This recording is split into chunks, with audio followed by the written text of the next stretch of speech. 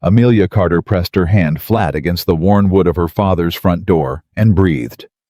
Just breathed. Because if she walked outside, everything would change. She could hear William Harrington's voice, already smooth, satisfied, certain, announcing to every soul in Coopersville that she was his. Her hands shook. Not from fear, from fury. She had buried her father 6 weeks ago. She had held this farm together with bleeding hands and sleepless nights, and now a man in a fine coat was standing in her yard, telling the whole town she belonged to him.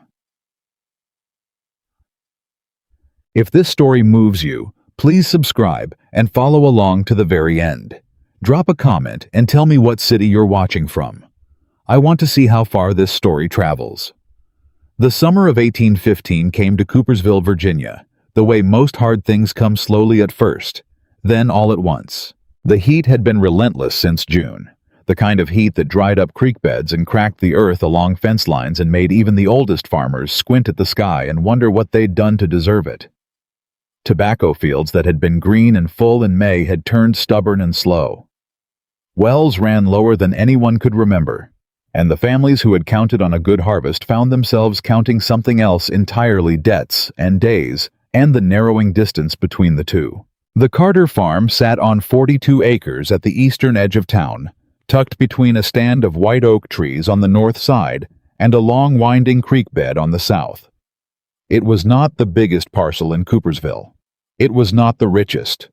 But it was honest land, the kind of land that rewarded work and punished laziness, and for 3 generations the Carter family had worked it faithfully. Amelia Carter had grown up watching her father wake before dawn and come home after dark. She had learned the feel of good soil between her fingers before she learned to read. She knew which fields drained well after rain and which ones needed tending.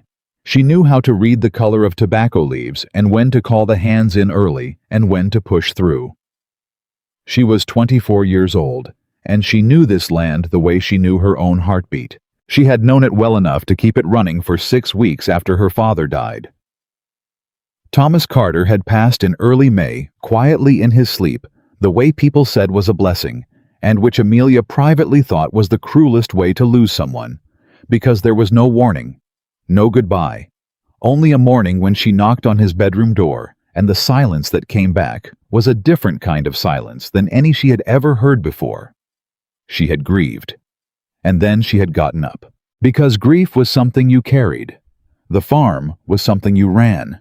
And no amount of tears was going to plant the tobacco, or pay the hands, or keep the creditors from the door. There had been debts. She hadn't known the full picture until after the funeral, when Mr. Aldrich from the bank had come to the house with a folder of papers and a face that was trying very hard to look sympathetic and was not quite succeeding.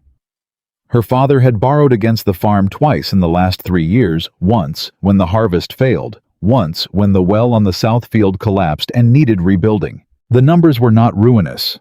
They were manageable. Barely manageable, but manageable if the summer harvest came in well, and she was careful, and she didn't lose any more ground. She had told herself that every morning when she got up. She was still telling herself that on the morning that William Harrington's carriage came down her road. She heard it before she saw it. The sound of wheels on packed dirt moving too fast for a social call, and the noise of more than one horse, which meant more than one rider, which meant something official, something deliberate. Amelia was at the kitchen table when the sound reached her, a cup of coffee in her hand, and the farm ledger open in front of her. She set the cup down without drinking from it and listened. The wheels slowed. The horses stopped. And then she heard a voice she recognized immediately. Rich, smooth, the kind of voice that had never once in its life been told no, and had come to mistake that silence for agreement. William Harrington. "Good morning, Coopersville." He wasn't speaking to her. He was speaking to the air, projecting the way men who were accustomed to being heard always projected, filling space with the assumption that everyone present wanted to listen. Amelia rose from the table slowly. She moved to the window first. What she saw stopped her hand mid-reach on the curtain. There were at least 30 people gathered outside. She didn't know when they'd arrived, or whether William had told them to come, or whether the news had simply traveled the way news traveled in a small town on the wind, on a whisper from one porch to the next before breakfast. But they were there. Neighbors, shop owners, farmers, women from the church sewing circle. Old Mr. Devereaux from the mill, who had known her father for 40 years and was now standing with his hat in his hands watching. And there was William Harrington standing at the center of all of it, like he'd staged a performance, and this was his curtain call. He was dressed expensively. He always was. Dark coat, well cut, the buttons polished to a shine. His boots were clean, not the boots of a man who worked land, but the boots of a man who owned it and let others do the working. He was 36 years old, broad-shouldered, with a face that might have been handsome, if not for the particular set of his jaw, which always looked like he was calculating something. Behind him stood 2 men in suits, lawyers, Amelia realized, or men who dressed like lawyers, and 3 other gentlemen she recognized as associates of his father's old business circle. Men with money and connections, and the kind of quiet influence that made other men step aside. William turned and looked directly at her window. He smiled. It was the smile of a man who already knew how this was going to end. Amelia let go of the curtain. She stood in the middle of her kitchen and she breathed. 1 breath. 2. Then she smoothed her dress, put her shoulders back, and walked to the front door. The heat hit her the moment she stepped outside. The sun was already high and merciless, and the crowd turned as one when the door opened. She felt every eye land on her at the same moment, and she felt the weight of them, the curiosity, the pity, the judgment, all of it compressed into a single moment that lasted too long. She looked at William Harrington and waited. He let the silence sit for a moment, enjoying it, she thought, and then he spoke. "Ladies and gentlemen of Coopersville," his voice carried easily across the yard, "I am pleased to share with you all that Miss Amelia Carter has agreed to become my wife." The crowd shifted. Someone near the fence murmured something. A woman gasped softly. Amelia didn't move. She stood on the top step and let the words settle, and then she said very clearly, "I beg your pardon."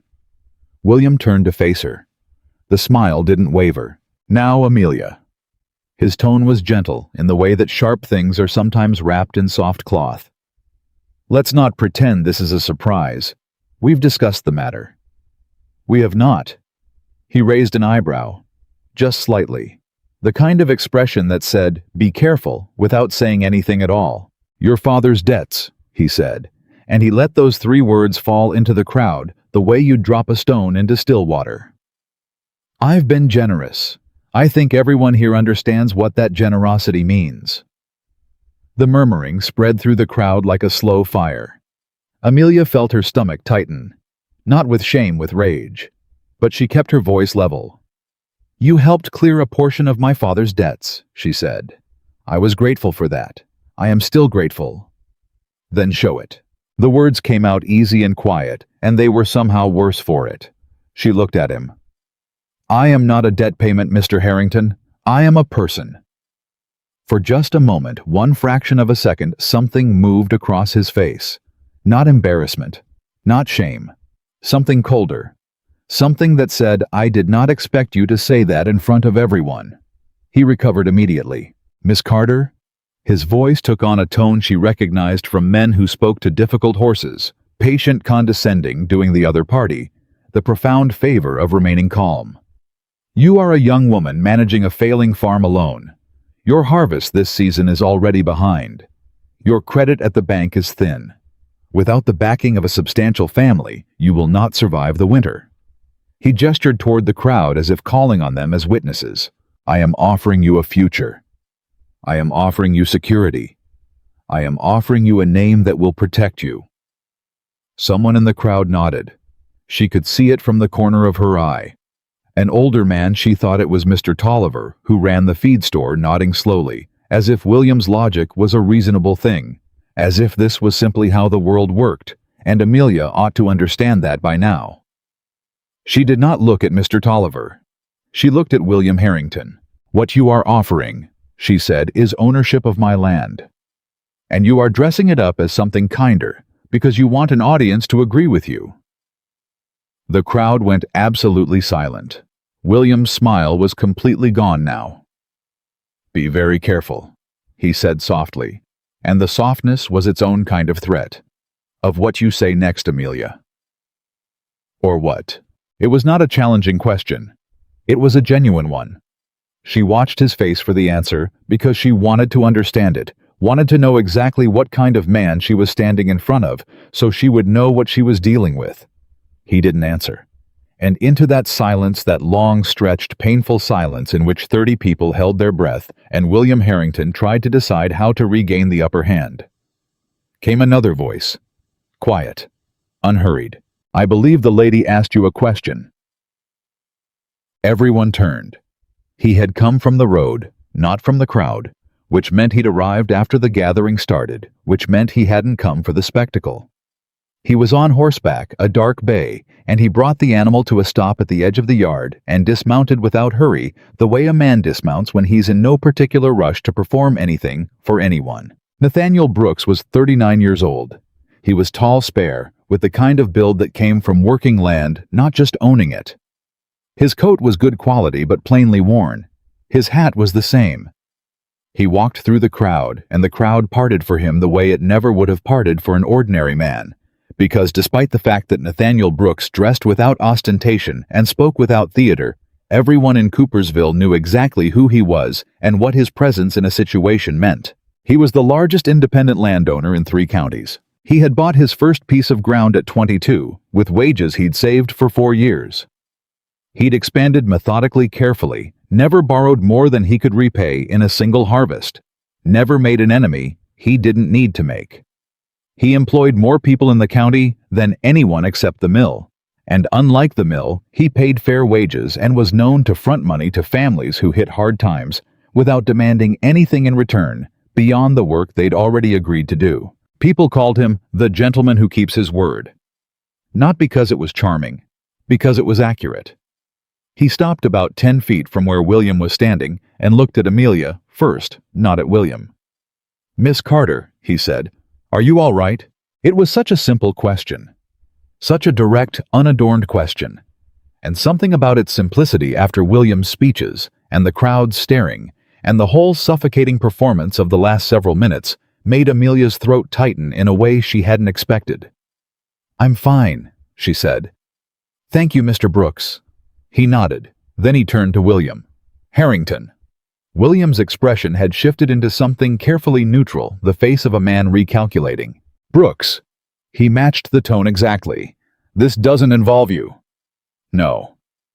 Nathaniel tilted his head slightly. "You're standing in a woman's yard surrounded by men you brought with you, telling her and everyone in town that she belongs to you. And you're suggesting that's a private matter." "I am making a proposal of marriage."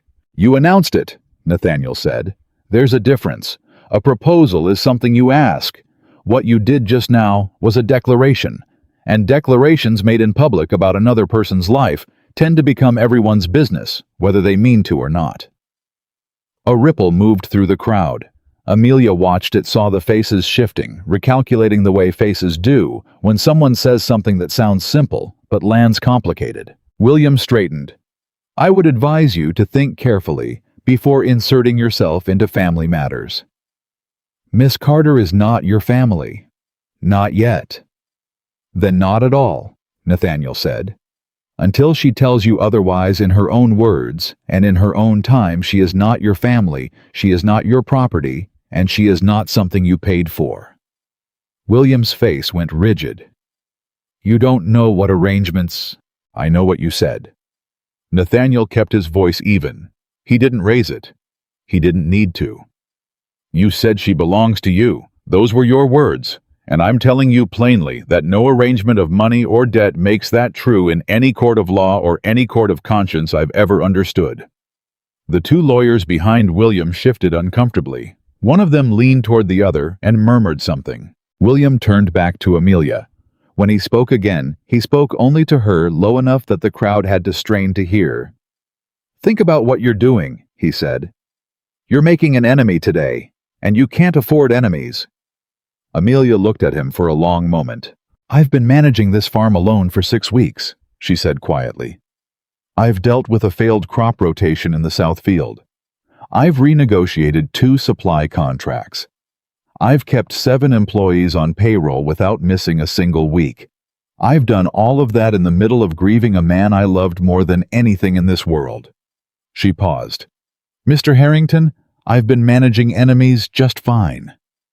The crowd erupted, not wildly, not in the way of celebrations or riots, but in that low, spreading, impossible-to-silence way, where 30 people all react at once, and the collective sound of it is something you can feel in your chest. William said nothing. For the first time since he'd arrived, he had nothing to say. He looked at Nathaniel, then back at Amelia, then at the crowd.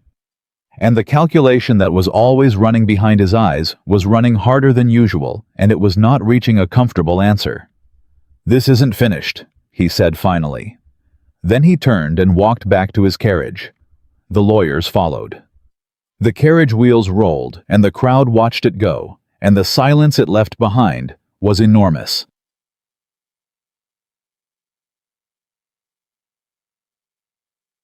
Amelia stood on her porch steps and didn't move until the dust settled. Then she breathed out. Nathaniel had not moved either. He was still standing in the yard, hat in his hand now, and he turned to look at her with an expression that was careful and quiet, and entirely without the self-congratulation she might have expected from a man who had just done what he'd done in front of 30 witnesses. "Miss Carter? Mr. Brooks." He looked at the road where the carriage had gone. "He's not going to let that lie." "I know.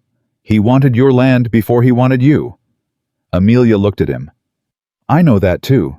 He met her eyes. "Do you want me to leave you alone, or would it be useful to talk?" She considered him. There were men who asked that question because they expected a particular answer. There were men who asked it as a performance of politeness while already moving toward the door to sit down and make themselves at home. And there were men rare enough to notice who asked it because they actually meant it and would accept whatever answer came. Nathaniel Brooks was looking at her with an expression that suggested he was going to accept whatever answer came. "Come in," she said. "I'll put coffee on." The kitchen was warm, even with the windows open, and the coffee was strong, the way her father had always made it. And Amelia sat across from Nathaniel Brooks at the table where she had spent every morning of her life, and tried to take the measure of him. He had a quiet way of sitting that she appreciated. Some men filled a room. Some men needed to be the biggest thing in it. Nathaniel sat at her kitchen table like he understood it was her kitchen table, and he was a guest in it. "How much did he pay off?" Nathaniel asked. $312, Amelia said, against a total of $740. "When, a month after my father died, he came to the house, he said," she paused, choosing words carefully. "He said he admired my father. He said he wanted to help. He made it sound like charity."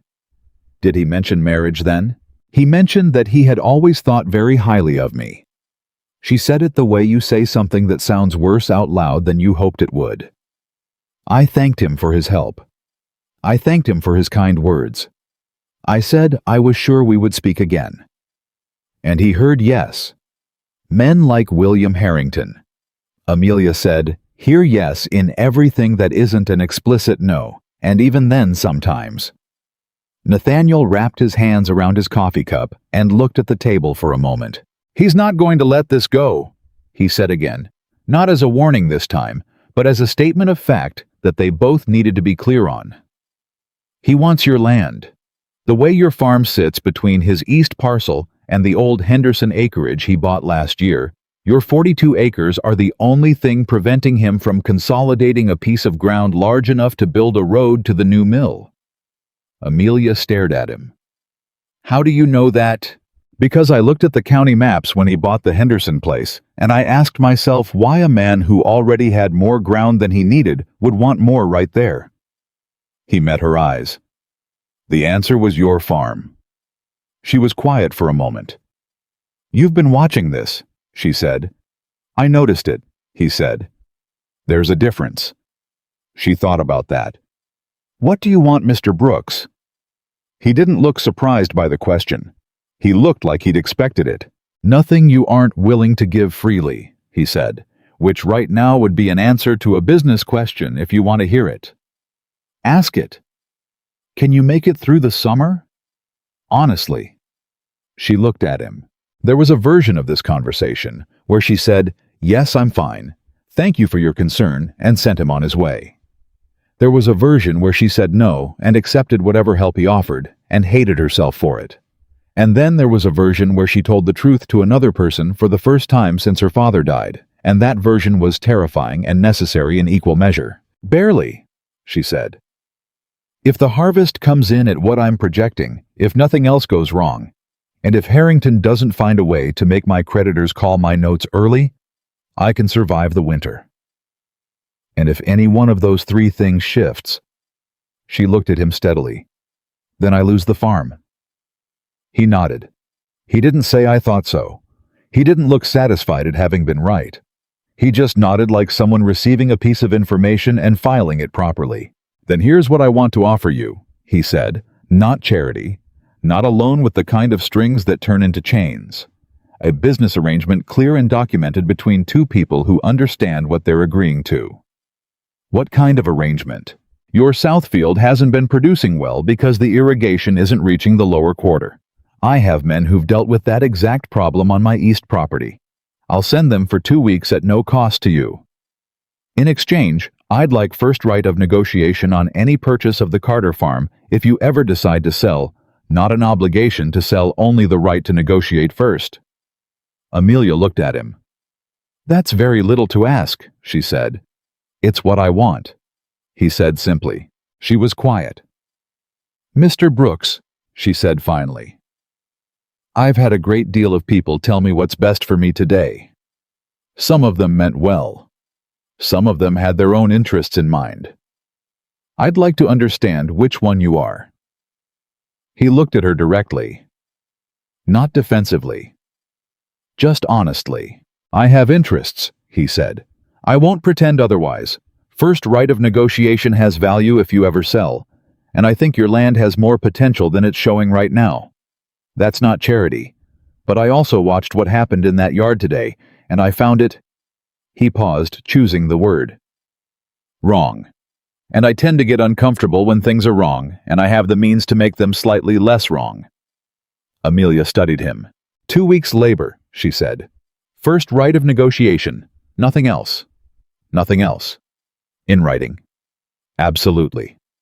She looked at him for another long moment, and then she reached out and offered her hand across the table, not the delicate hand offering of a social courtesy, but the direct flat-palmed handshake of a business agreement.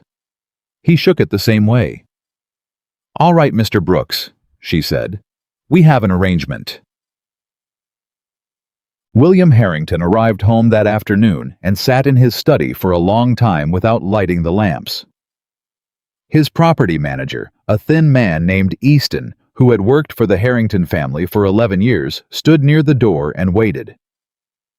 "She refused me," William said, not as a complaint, but as a puzzle. The way a man says something he doesn't quite understand yet. "Yes, sir." "In front of half the town." "Yes, sir." With Brooks standing there making speeches, Easton said nothing. William turned in his chair to face the window, even though it was dark out and there was nothing to see. "She's clever," he said. "I'll give her that.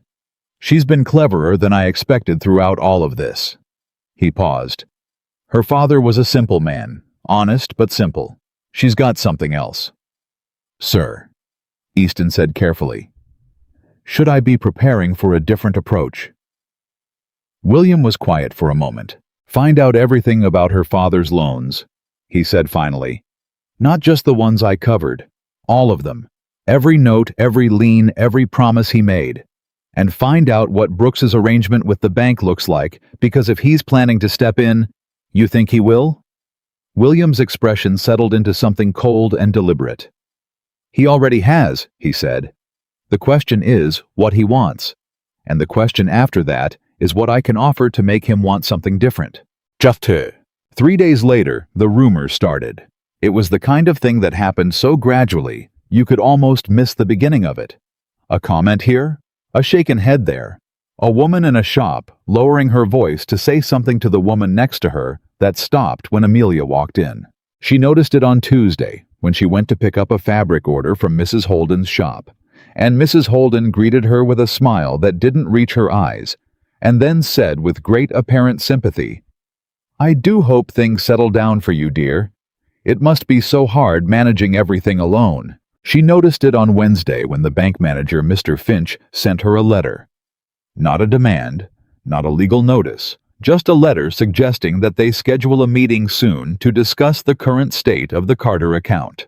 She noticed it on Thursday when the youngest of her farmhands, a boy of about 17, named Caleb, came to her looking pale and uncomfortable and told her that he'd heard some men talking at the mill and they'd said she was behind on wages, which she was not, and that the farm was likely to be surrendered before winter, which it was not, and that a woman couldn't run a property like this alone, which she breathed through that one was a matter of significant ongoing debate. By Friday, she had a clear enough picture to call it what it was. William Harrington was dismantling her reputation, brick by brick, in the careful and patient way that rich men dismantle things when they want the destruction to look natural. She sat at her kitchen table that Friday evening with the ledger open in front of her and her coffee gone cold beside it, and she thought about what he was doing and why and what it would take to stop it. He couldn't force her to sell. He couldn't force her to marry him. What he could do was make her circumstances impossible enough that she had no choice but to reach for whatever hand was extended to her. And the hand he intended to extend would have a deed of sale in it. Amelia closed the ledger. She sat in the quiet kitchen while the summer dark came through the windows and the crickets started up outside, and she thought about her father, who had loved this land the way you love something you built yourself piece by piece, year by year. Then she put on her boots, and she went to find Nathaniel Brooks. She found him in his east field, where his men were running irrigation lines in the last of the evening light. He saw her coming across the fence line and met her halfway, and he read her face before she said anything. "He started?" he said. "Yes." "How bad?" "Not legally damaging yet," she said. "Reputationally bad enough. He's moving slowly. He wants it to look like I'm failing on my own." Nathaniel looked at the distant tree line for a moment. "He's going after the bank next," he said. "Finch is halfway in Harrington's pocket already. If William calls in a few favors, he can get your notes called early. Not all of them. Just enough to create a shortfall you can't cover." Amelia looked at him sharply. "You know Finch?" "I've known Finch for 15 years. Could you—" "I already spoke to him," Nathaniel said. "This morning." He met her eyes. "I told him that the Carter farm is a sound investment with good leadership, and that any bank looking to protect its interests would be wise to hold its existing notes rather than force a sale in a soft market." She stared at him. "You went to him this morning?" "Yes. Before I even knew what was happening." He looked at her steadily. "Miss Carter, I told you 3 days ago that Harrington wasn't going to let this lie. I didn't want to alarm you before I knew what he was actually going to do. But I was watching." The field was quiet, except for the sound of the distant work crew and the beginning of the night insects. "Mr. Brooks," Amelia said carefully, "I appreciate what you've done. I want to be clear about that. But I need you to tell me things when you know them.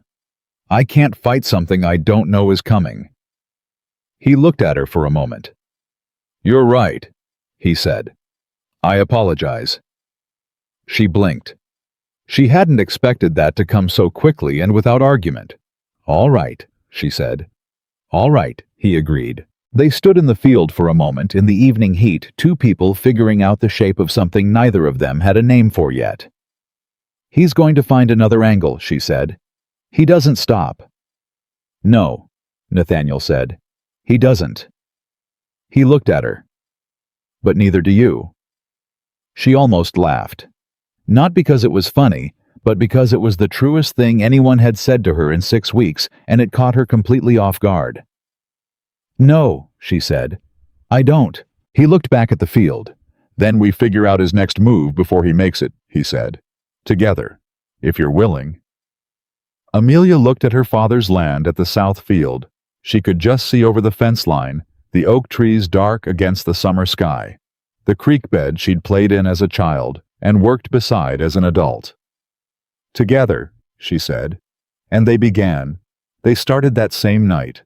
Nathaniel sent one of his men back to the house for paper and ink, and the two of them sat on the fence rail of the east field while the last light drained out of the sky, and they mapped out everything they knew about William Harrington's strategy, the way you'd map enemy terrain before a battle. Amelia talked. Nathaniel listened. He had a way of listening that she was not accustomed to, completely still, nothing moving, except his eyes, taking in everything and interrupting nothing. When she finished, he was quiet for a moment, and then he said, "He's working 3 angles at the same time." "The bank," she said. "The bank is 1. The reputation is 2. He looked at his boots. The 3rd is going to be legal." She felt something cold move through her despite the heat. "Explain. Your father's original loan documents," he said. "Do you have copies of all of them?" "I have what the bank gave me after he died." "Is that all of them?" She hesitated. "I assumed so." Nathaniel looked at her. Not with accusation, with the particular careful expression of a man delivering news he wishes he didn't have. "Harrington's lawyers have been very busy since your father took sick 2 years ago. I don't know what they have, but I know they've been busy because one of those lawyers, a man named Griggs, used to work for my family before he went to Harrington, and Griggs doesn't get busy unless someone is being very well paid to be busy." The night insects were loud now.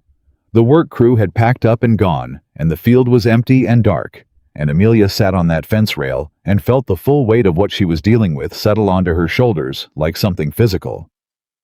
"He manufactured something," she said. "I think he may have positioned himself to claim that your father made additional agreements, verbal promises, maybe something on paper that looks legitimate but isn't." Nathaniel paused. "It's what I would do, if I were a man willing to do it." "Which you aren't." "No," he said simply. "Which I'm not." She looked at the dark field. "I need to find out what my father actually signed." "Yes." "And I need to do it before he moves on the bank." "Also yes." "How much time do we have?" Nathaniel considered. "Finch is cautious by nature. William will have to apply considerable pressure before Finch does anything official. I'd give you 2 weeks, maybe 3. He paused. "But William knows you're not standing alone now, which means he may move faster than he planned, because he'll want to act before we're ready," she finished. "Yes." Amelia was quiet for a moment. The kind of quiet that is not emptiness, but calculation. The silence of a person organizing a very complicated problem into something manageable. "I'm going to need to look through everything my father kept," she said. "All of it. Not just the farm records. Personal correspondence, old agreements, anything he might have signed without fully understanding what it meant."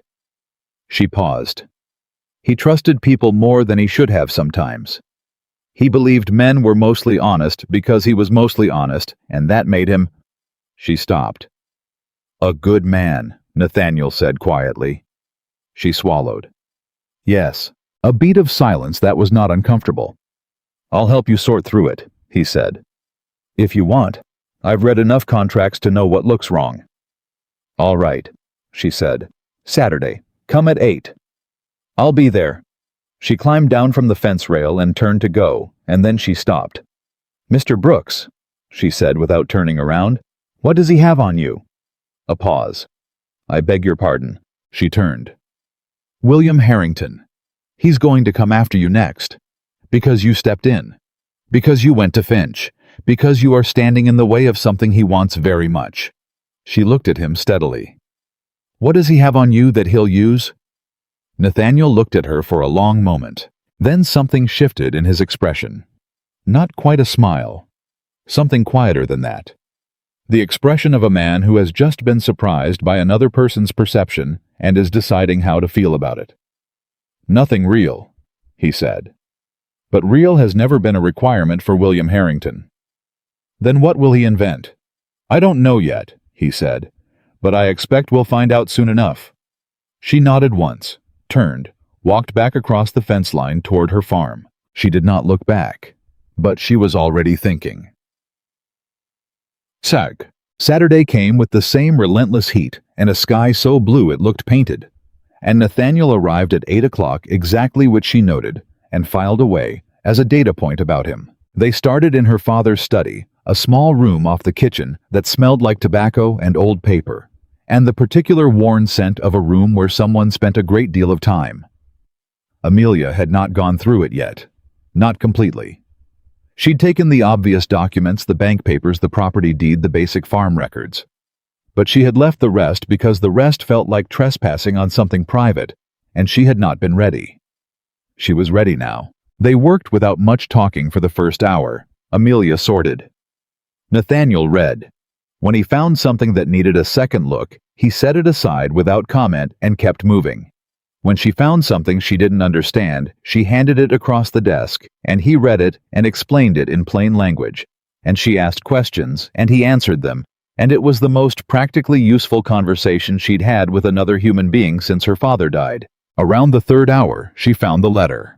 It was at the bottom of a cedar box her father kept under the desk beneath a layer of old seed catalogs and a photograph of her mother. Folded once, not sealed. Her father's name on the front in a handwriting she didn't recognize. She unfolded it, read it, read it again. Mr. Brooks. Something in her voice made him look up immediately. She handed him the letter across the desk. He read it once, slowly. Then he read it again, and she watched his jaw tighten in a way she hadn't seen before, and she understood that whatever was in the letter was confirming something he'd suspected, and had hoped was wrong. He set it down carefully. Your father borrowed money from William Harrington privately, he said. Not through the bank. A personal loan made 16 months ago for $450. He paused. At interest. He never told me. He may not have understood the full terms. This document. Nathaniel touched the letter without picking it up again, as if even the contact was something to be careful about. This is not a standard loan agreement. The language here gives Harrington the right to demand full repayment on 60 days' notice any time he chooses for any reason. Amelia stared at him. My father signed that. There are 2 signatures here. One is your father's. One is a witness. He looked up. The witness is Griggs. The room was very quiet. $450. At interest, 16 months compounding that was. She did the calculation without reaching for paper, because her father had taught her to do figures in her head somewhere near $600 now. Maybe more depending on the rate. She didn't have $600. She didn't have close to $600. He can call it in, she said, whenever he wants. And if I can't pay, he can pursue a lien against the property. She stood up from the chair and walked to the window. Not because there was anything to see out the window, but because she needed to move, and the room was too small to move in properly. This was the plan from the beginning, she said. It wasn't a question. Yes. He loaned my father money specifically to create this position. Almost certainly. She turned. And the $312 he paid to the bank. Was that? A public gesture, Nathaniel said. To establish himself as a man who had been generous to your family. So that when he moved on this, he gestured at the letter. It would look like you had failed to honor an obligation to a man who had already shown you extraordinary kindness. Amelia looked at him. The architecture of it was almost impressive, in the way that a machine designed purely to harm someone is impressive because of the engineering, not the purpose. He's been planning this for over a year, she said. Likely longer. She looked at her father's desk, at the cedar box, at the catalog of seeds her father had ordered for a spring planting he would never see. He sat in my father's house, she said quietly. He looked my father in the eye. He made my father believe he was being helped. Nathaniel said nothing. There was nothing useful to say. My father was a good man, she said, and her voice was very controlled. He was a good man who believed people were mostly decent, and he was wrong about this one, and he died not knowing he was wrong, and now I am sitting in his study finding out exactly what it cost him. The silence stretched. Nathaniel stood up. He didn't come around the desk. He didn't reach for her arm or offer some reassurance that would have landed hollow. He simply stood up, and his presence on the other side of the desk was steady, like a wall that had no interest in being a wall, just in existing between you and the wind. "Miss Carter," he said, "what do you want to do?" She looked at him. "I want to beat him," she said. He nodded. "Then let's figure out how." Bad. They had 3 problems, as Nathaniel laid them out on the desk like cards. The private loan with the 60-day call provision. The reputational campaign already underway in town. And the unknown, whatever else Griggs had been preparing that they hadn't found yet. The private loan was the most urgent. If William moved on it before they could respond, she had no defense. She needed to either secure the funds to pay it off entirely, find a legal flaw in the agreement itself, or delay William's ability to call it in long enough to do one of those 2 things. "The agreement," Amelia said. "You read it twice. Is there anything wrong with it?" Nathaniel had brought it to the light of the window by now and was reading it a 3rd time slowly, the way you read something when you already know it, and you're checking whether you missed anything the first 2 times. "The interest rate is usurious," he said slowly. "For a private loan of this size under Virginia statute, there's an argument that the rate is legally unenforceable, which wouldn't cancel the principal but would significantly reduce what she legally owes." How significantly? Down to roughly $380, maybe less. Amelia calculated.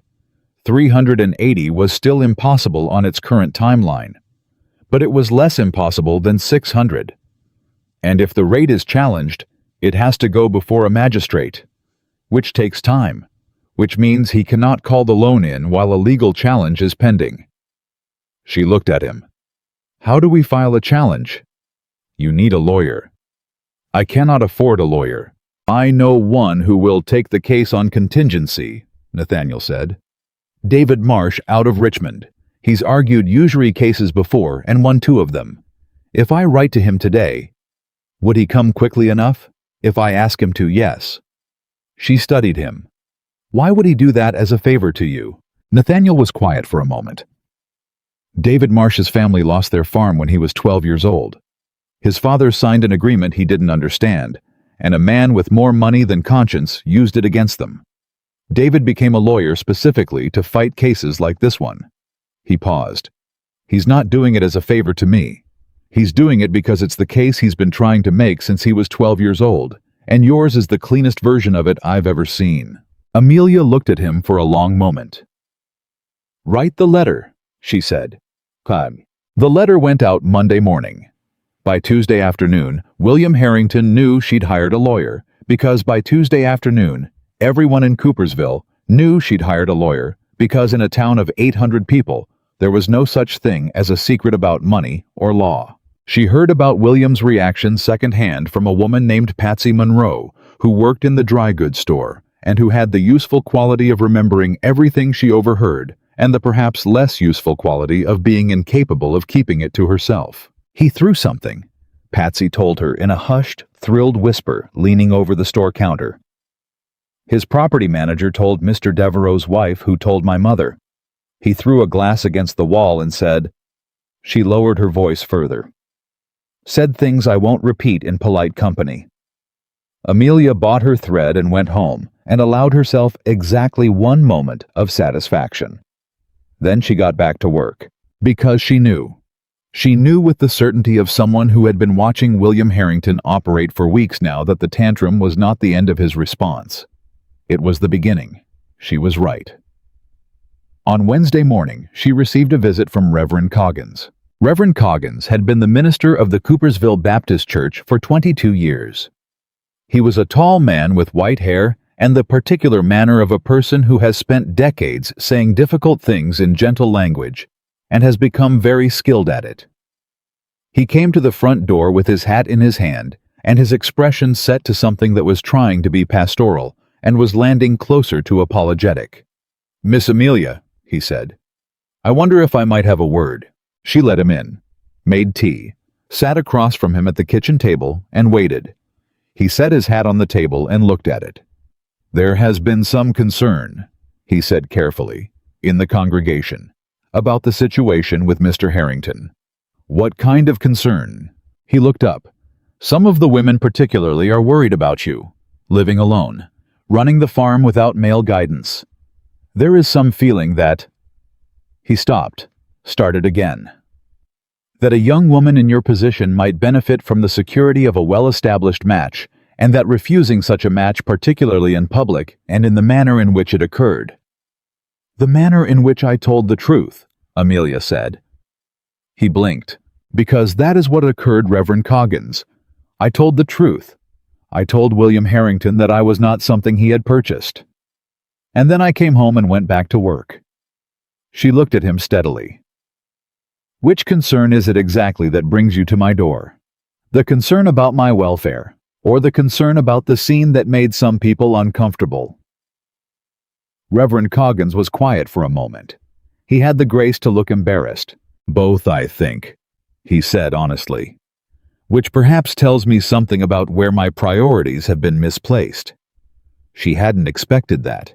She looked at him more carefully. "Did William Harrington ask you to come here?" she asked. Another pause. "His mother," the Reverend said.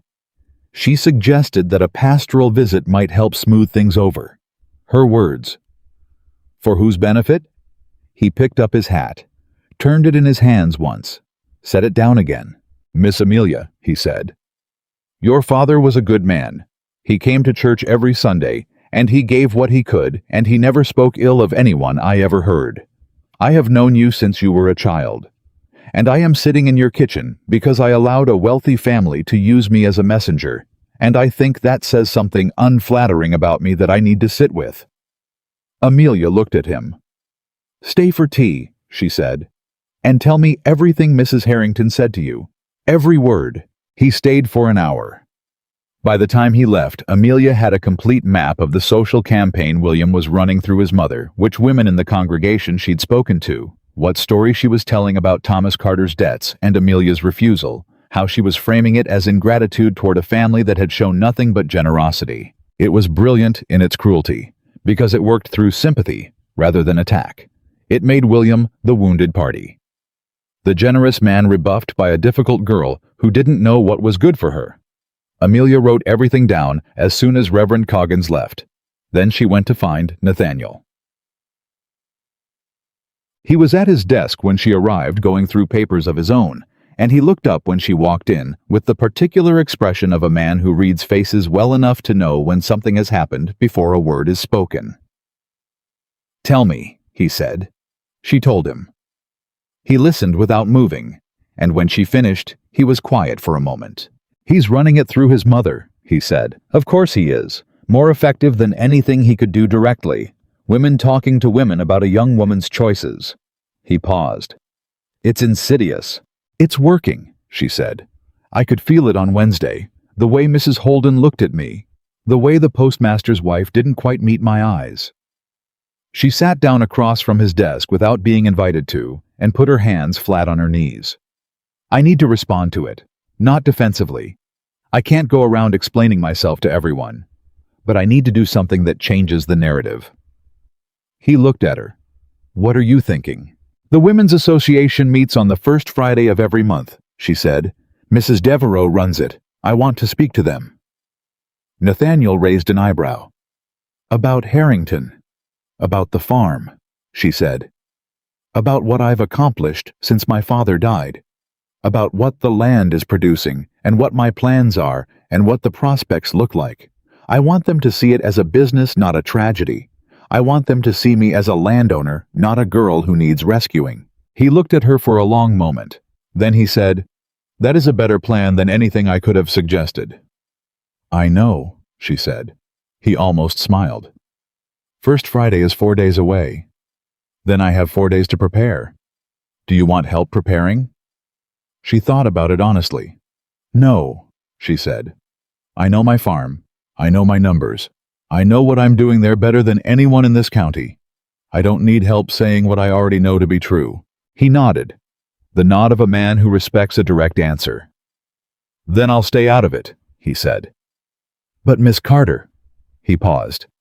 After the meeting, I'd like to hear how it went, if you're willing to tell me. She looked at him. There was something in the way he asked it, not possessive, not directive, just a genuine request from a person who is paying attention. The way you ask to hear about something, because the person telling it matters to you and you don't quite have language yet for why. I'll tell you, she said. She walked into the Women's Association meeting on that first Friday of July, and the room changed. Not dramatically, not all at once. But she felt it, the particular shift in air that happens when people who have been talking about someone suddenly have to reckon with that person's presence. 15 women seated around Mrs. Devereaux's parlor, all of whom had heard some version of the Harrington story, several of whom had heard it through Mrs. Harrington's own careful editing of events, and all of whom were now looking at Amelia Carter standing in the doorway with her hat in her hands and her chin level. Mrs. Devereaux recovered first, because she was the kind of woman who always recovered first. Amelia, dear, what a pleasant surprise. Do come in. Amelia came in. She did not sit down in the offered chair. She stood in the center of the room because sitting would make her smaller and smaller, was not what this moment needed. I know you've all heard various things about the situation at the Carter farm, she said. I imagine some of what you've heard is true, some of it is embellished, and some of it was invented for specific purposes. I'm not going to address any of it directly because I don't think that serves anyone. She paused and looked around the room. What I'd like to do instead is tell you about the farm, about what's actually happening there, because it turns out there is a great deal happening there, and none of it requires anyone to feel sorry for me. She talked for 20 minutes. She talked about the Southfield irrigation project and what it was going to mean for the tobacco yield. She talked about the new supply arrangement she'd negotiated with a broker in Richmond that was going to get her a better price per pound than her father had been getting. She talked about the 2 employees she'd added, and the equipment she'd repaired, and the planning she'd done for the winter storage. She talked about numbers, specific numbers, real numbers, because numbers are not emotional, and they are not dramatic, and they are very, very hard to argue with. By the time she stopped, the room felt different than it had at the beginning. Not all of them. Some faces were still carefully neutral, which meant they were still undecided which was its own kind of progress. But 3 women in the front. Mrs. Devereaux, a woman named Clara Whitfield, who ran her own small trading business, and old Mrs. Patterson, who had been in Coopersville longer than anyone, and whose opinion had more gravity than anything a minister or magistrate could offer. Those 3 were looking at her with something that was not pity at all. It was recognition. The recognition of women who had built things themselves and knew what it looked like when someone else was doing it too. After the meeting, Mrs. Patterson stopped her at the door. She was 71 years old, small, with hands that looked like she'd been working with them her entire life, which she had. She took Amelia's arm and looked up at her. Your father came to me once, she said, when you were about 8 years old. He said he was worried about you, said you were too stubborn for a girl and he didn't know what to do about it. She patted Amelia's arm once. I told him to leave it alone. That stubbornness in a girl usually means she's paying attention. Amelia's throat tightened. Thank you, Mrs. Patterson. The old woman looked at her with eyes that had seen 71 years of other people's choices and had drawn their own conclusions. Don't let him take the farm, she said. It was not comfort. It was instruction. Whatever it costs, don't let him have it. I won't, Amelia said. And she meant it the way you mean things that you have decided so completely they have already become true. She told Nathaniel about it the following morning, standing in the yard of his property where they had fallen into the habit of meeting early before either of them began the day's work. She told him about Mrs. Patterson and the room and the numbers and the faces that had shifted. He listened. When she finished, he said, How did it feel? She thought about it honestly. Like the first time in 2 months I was standing on solid ground, she said. He nodded. Good, he said. And then after a pause, Griggs came to town yesterday. The morning felt slightly different. The lawyer. Yes, he was seen going into the bank. She met his eyes. Finch. Yes. How long? I don't know, Nathaniel said. But if Griggs is moving, it means William is done waiting. He's going to call the loan. Amelia was quiet for a moment, and then she said something that Nathaniel had not expected. Let him. He stared at her. I beg your pardon. Let him call it, she said.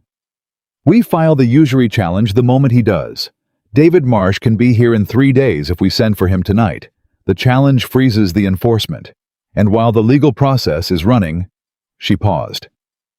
I have something else. What? Something else. She reached into the pocket of her dress and produced a folded piece of paper, handed it to him. He unfolded it, read it. His expression moved through several things in quick succession: surprise, understanding, and then something that was unmistakably respect. This is a letter from the Richmond broker, he said slowly. Confirming a purchase agreement for the fall tobacco yield, she said. Signed last Thursday. The advance payment alone covers $412.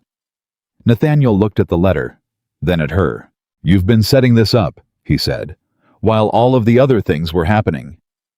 I've been running a farm, she said, while all of the other things were happening. He was quiet for a moment. Then he said, Miss Carter. Mr. Brooks. William Harrington has been doing this for decades. He is very good at it. I know. And you've been running a farm for 6 weeks. I know that too. He looked at her for a long moment, and whatever he was thinking, he kept most of it behind his eyes.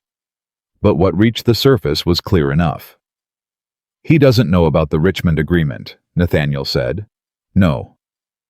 Which means he thinks he's moving against someone without resources. Yes. And when he moves, he'll have called his loan against a woman who can pay it, she said, in front of a magistrate, with a lawyer present, and the whole town watching. The morning light was coming through clean and sharp, the way summer mornings do, before the heat rises, and Nathaniel Brooks stood in his yard, looking at Amelia Carter, and looked for the first time since she'd known him like he didn't quite have the next sentence ready. He found it. What do you need from me? He asked. Send for Marsh tonight, she said. And be there when William moves. Not to fight for me, just... She paused. Stand where the town can see you. That's all. That's all, he said. Is that something you can do? He looked at her steadily. Miss Carter, he said, I will be standing exactly where you need me to stand. She nodded once, turned to go. Miss Carter. She stopped.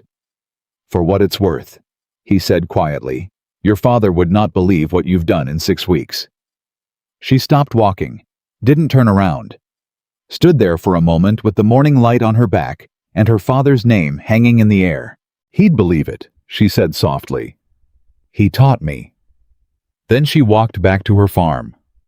And William Harrington, sitting in his study 7 miles away, signed the letter calling in the loan without knowing that the ground beneath him had already shifted. The letter arrived on a Thursday. Amelia was in the south field when Caleb came running with it. His boots kicking up dust, his face carrying the expression of someone who understood the weight of what he was delivering, even if he didn't understand the contents.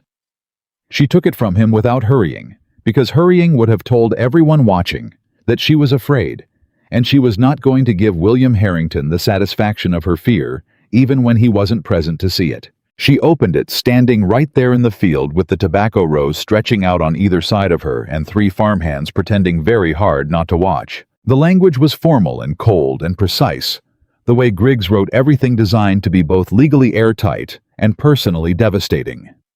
It cited the original loan agreement, the outstanding principal, the accumulated interest, and the 60-day call provision that her father had signed without fully understanding. It demanded full repayment of $614 within 60 days of the letter's date. At the bottom, in William Harrington's own handwriting, not Griggs's, his, were 4 words added below the signature line.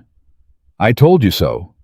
Amelia folded the letter, put it in her pocket, looked out at the south field where Nathaniel's irrigation crew had been working for 2 weeks, and where the tobacco plants were already showing the difference. Caleb, she said. Yes, ma'am. Ride to Mr. Brooks's property. Tell him the letter came. Tell him Thursday. Yes, ma'am. A pause. Is everything going to be all right, Miss Amelia? She looked at the boy. He was 17, and he had worked on this farm since he was 14. And she knew his mother. And she knew he was asking, because this farm was his livelihood too, not just hers. Yes, she said. Go. He went. She stood in the field for exactly 1 more minute, letting herself feel the full weight of it, the anger, the fear underneath the anger, the grief underneath that, the image of her father sitting across a desk from William Harrington and believing he was being helped. And then she put all of it down somewhere quiet inside herself and went back to work, because David Marsh was already on his way from Richmond, and she had a plan. Marsh arrived Friday evening 2 days ahead of the schedule Nathaniel had set, which was the first sign that he was exactly the kind of lawyer they needed. He was younger than Amelia had expected, mid-30s, compact, with the kind of focused energy that made him seem like he was always slightly in motion, even when he was standing still. He shook her hand the way Nathaniel did, flat and direct, and looked at her with eyes that were already working. "Show me everything," he said before he'd even sat down. She showed him everything. He read for 2 hours without stopping. When he finally looked up, he had 3 pages of notes in a handwriting so small it looked like a different language. "The usury argument is strong," he said. "Stronger than I expected. The rate Harrington charged is 31% annually on a private loan. Virginia statute caps private lending at 8%. At the legal rate, the outstanding amount is $362. "Which I can cover," Amelia said. Marsh looked at her. "You have the funds?" "I have an advance payment from a Richmond broker. $412 received Monday." Something moved across Marsh's face that was close to satisfaction. "Then here is what we do," he said. "We file the usury challenge tomorrow morning. We document the statutory violation, we present the corrected outstanding amount, and we tender payment of $362 to the magistrate's office simultaneously with the filing." He paused. If Harrington wants to dispute the corrected amount, he has to argue in front of a magistrate that his 31% interest rate is legal, in public, on record. The room was very quiet. "He won't do that," Nathaniel said from the other side of the table. "No," Marsh agreed. "He won't. Because it isn't legal, and he knows it, and Griggs knows it, and the moment it's on paper, it becomes a permanent record of exactly what he did." He looked at Amelia. "This doesn't just close the loan. It documents the method. Everything Harrington did with your father, the predatory rate, the unreasonable call provision, the timing, it all goes into the court record." Amelia was quiet for a moment. "Can you file tomorrow?" she asked. "First thing in the morning," Marsh said. She nodded once. Then she looked at Nathaniel across the table, and he looked back at her, and neither of them said anything. But something passed between them in that silence that was its own kind of conversation. Griggs found out about the filing before noon on Saturday. Amelia knew this because by 2 o'clock she had 3 separate visitors. The postmaster's wife, a man named Aldridge, who worked at the mill and was known to carry information in both directions, and most tellingly, Reverend Coggins, again, who arrived looking genuinely distressed this time, rather than carefully pastoral. "He's furious," Reverend Coggins said, sitting at her kitchen table with his hat in his hands again. He'd stopped pretending to be a messenger and had become something more honest, which she appreciated. "I heard from his mother this morning. She called it an ambush. She said you had been manipulating Mr. Harrington's goodwill from the beginning." "What did you say?" Amelia asked. He looked at his hat. "I said that I had sat in your kitchen and found no evidence of manipulation. That I had found a young woman running a farm and managing a legal dispute with more composure than most men I knew." He paused. "She did not receive that well." "No, I imagine not." "She also said—" He stopped. "Tell me." "She said that Mr. Harrington intends to make a public statement next Saturday at the town meeting. That he has documentation proving her words that you made promises to him that you are now dishonoring. That you led him to believe a marriage agreement existed. Amelia set down her coffee cup. Documentation, she said. That was the word she used. After Reverend Coggins left, she sat very still at the kitchen table for a long moment. Documentation. Not a claim, not a verbal accusation.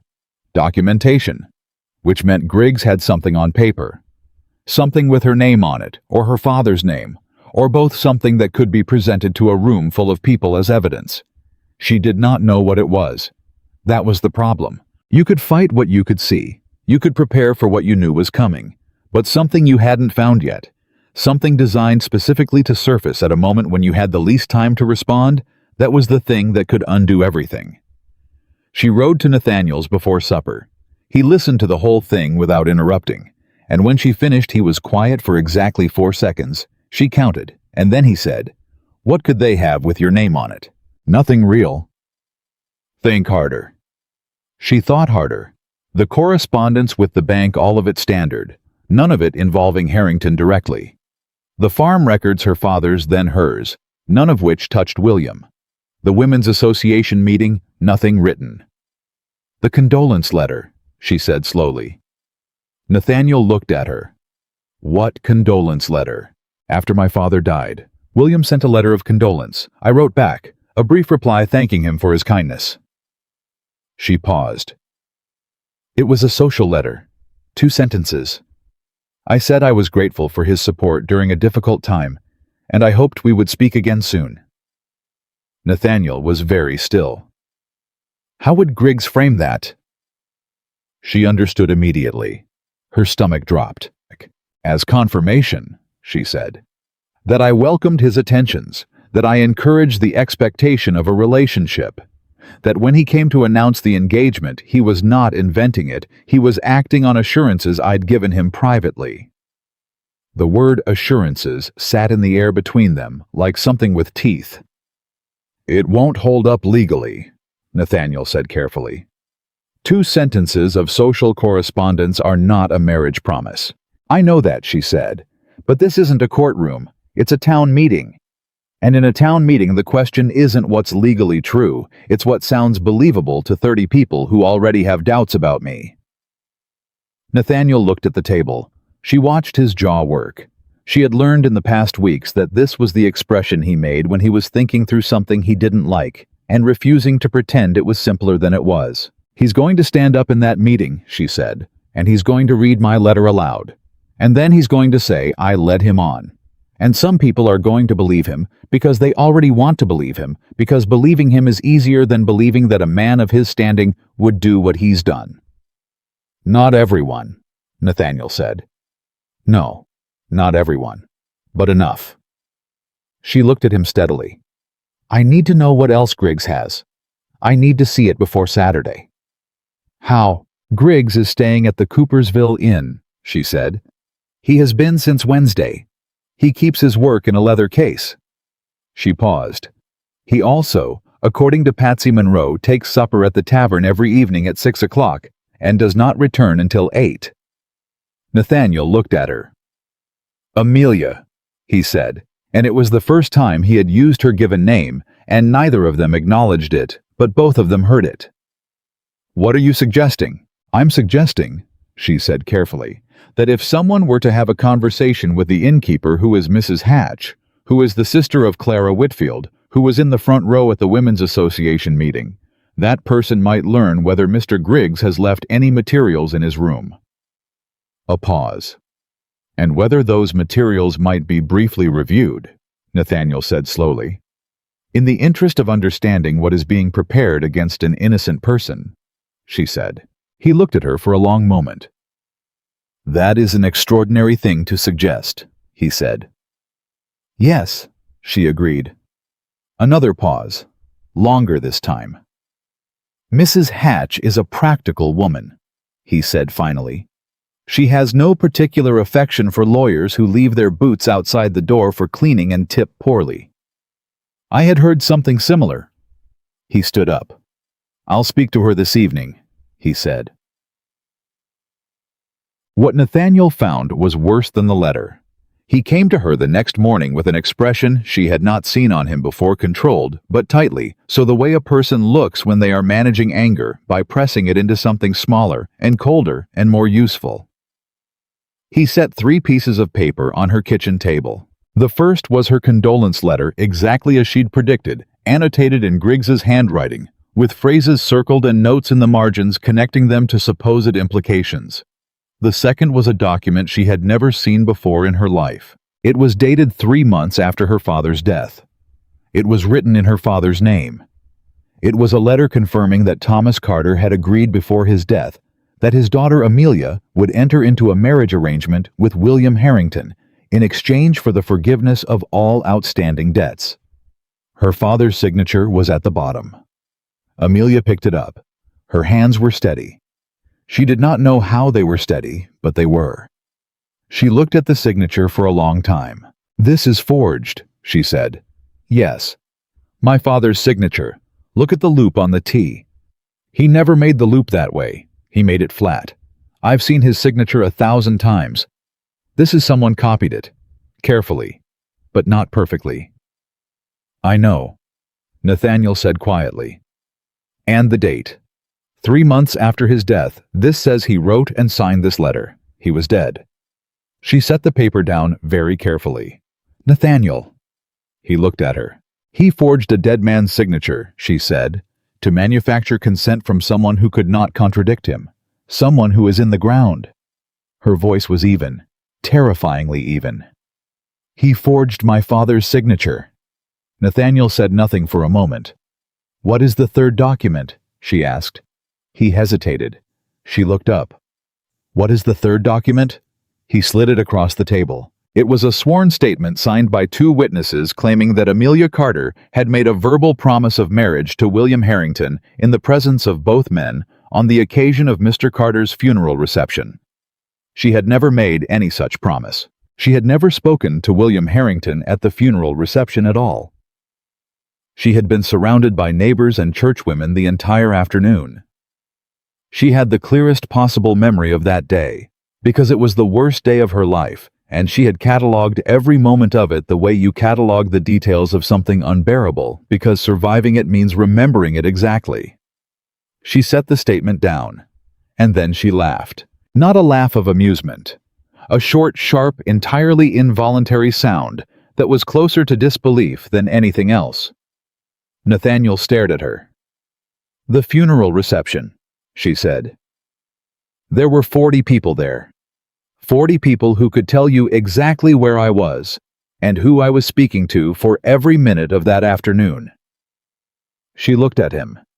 He manufactured evidence that 40 people can disprove. Nathaniel blinked. And then he said something she had not expected.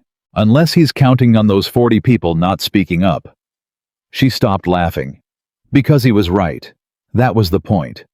It wasn't that the evidence needed to be perfect. It needed to be present. Because in a room full of people who were already uncertain, who didn't want trouble, who liked their lives uncomplicated by conflict with the most powerful family in the county.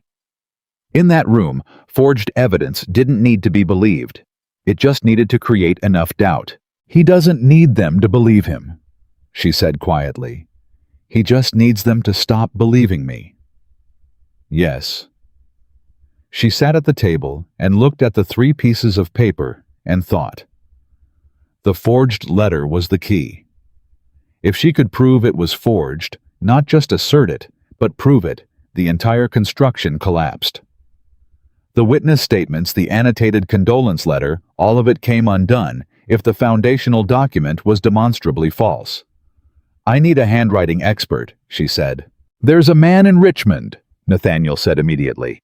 "A document examiner who has testified in 3 court cases. Can Marsh get him here by Saturday? I'll send a rider tonight." She nodded. Then she looked at the forged letter again. "And I need the original," she said. "The real version. Something my father actually signed that I can put next to this and show the difference to every person in that room." "Do you have something like that?" she thought. And then she stood up abruptly and walked to her father's study. Nathaniel followed.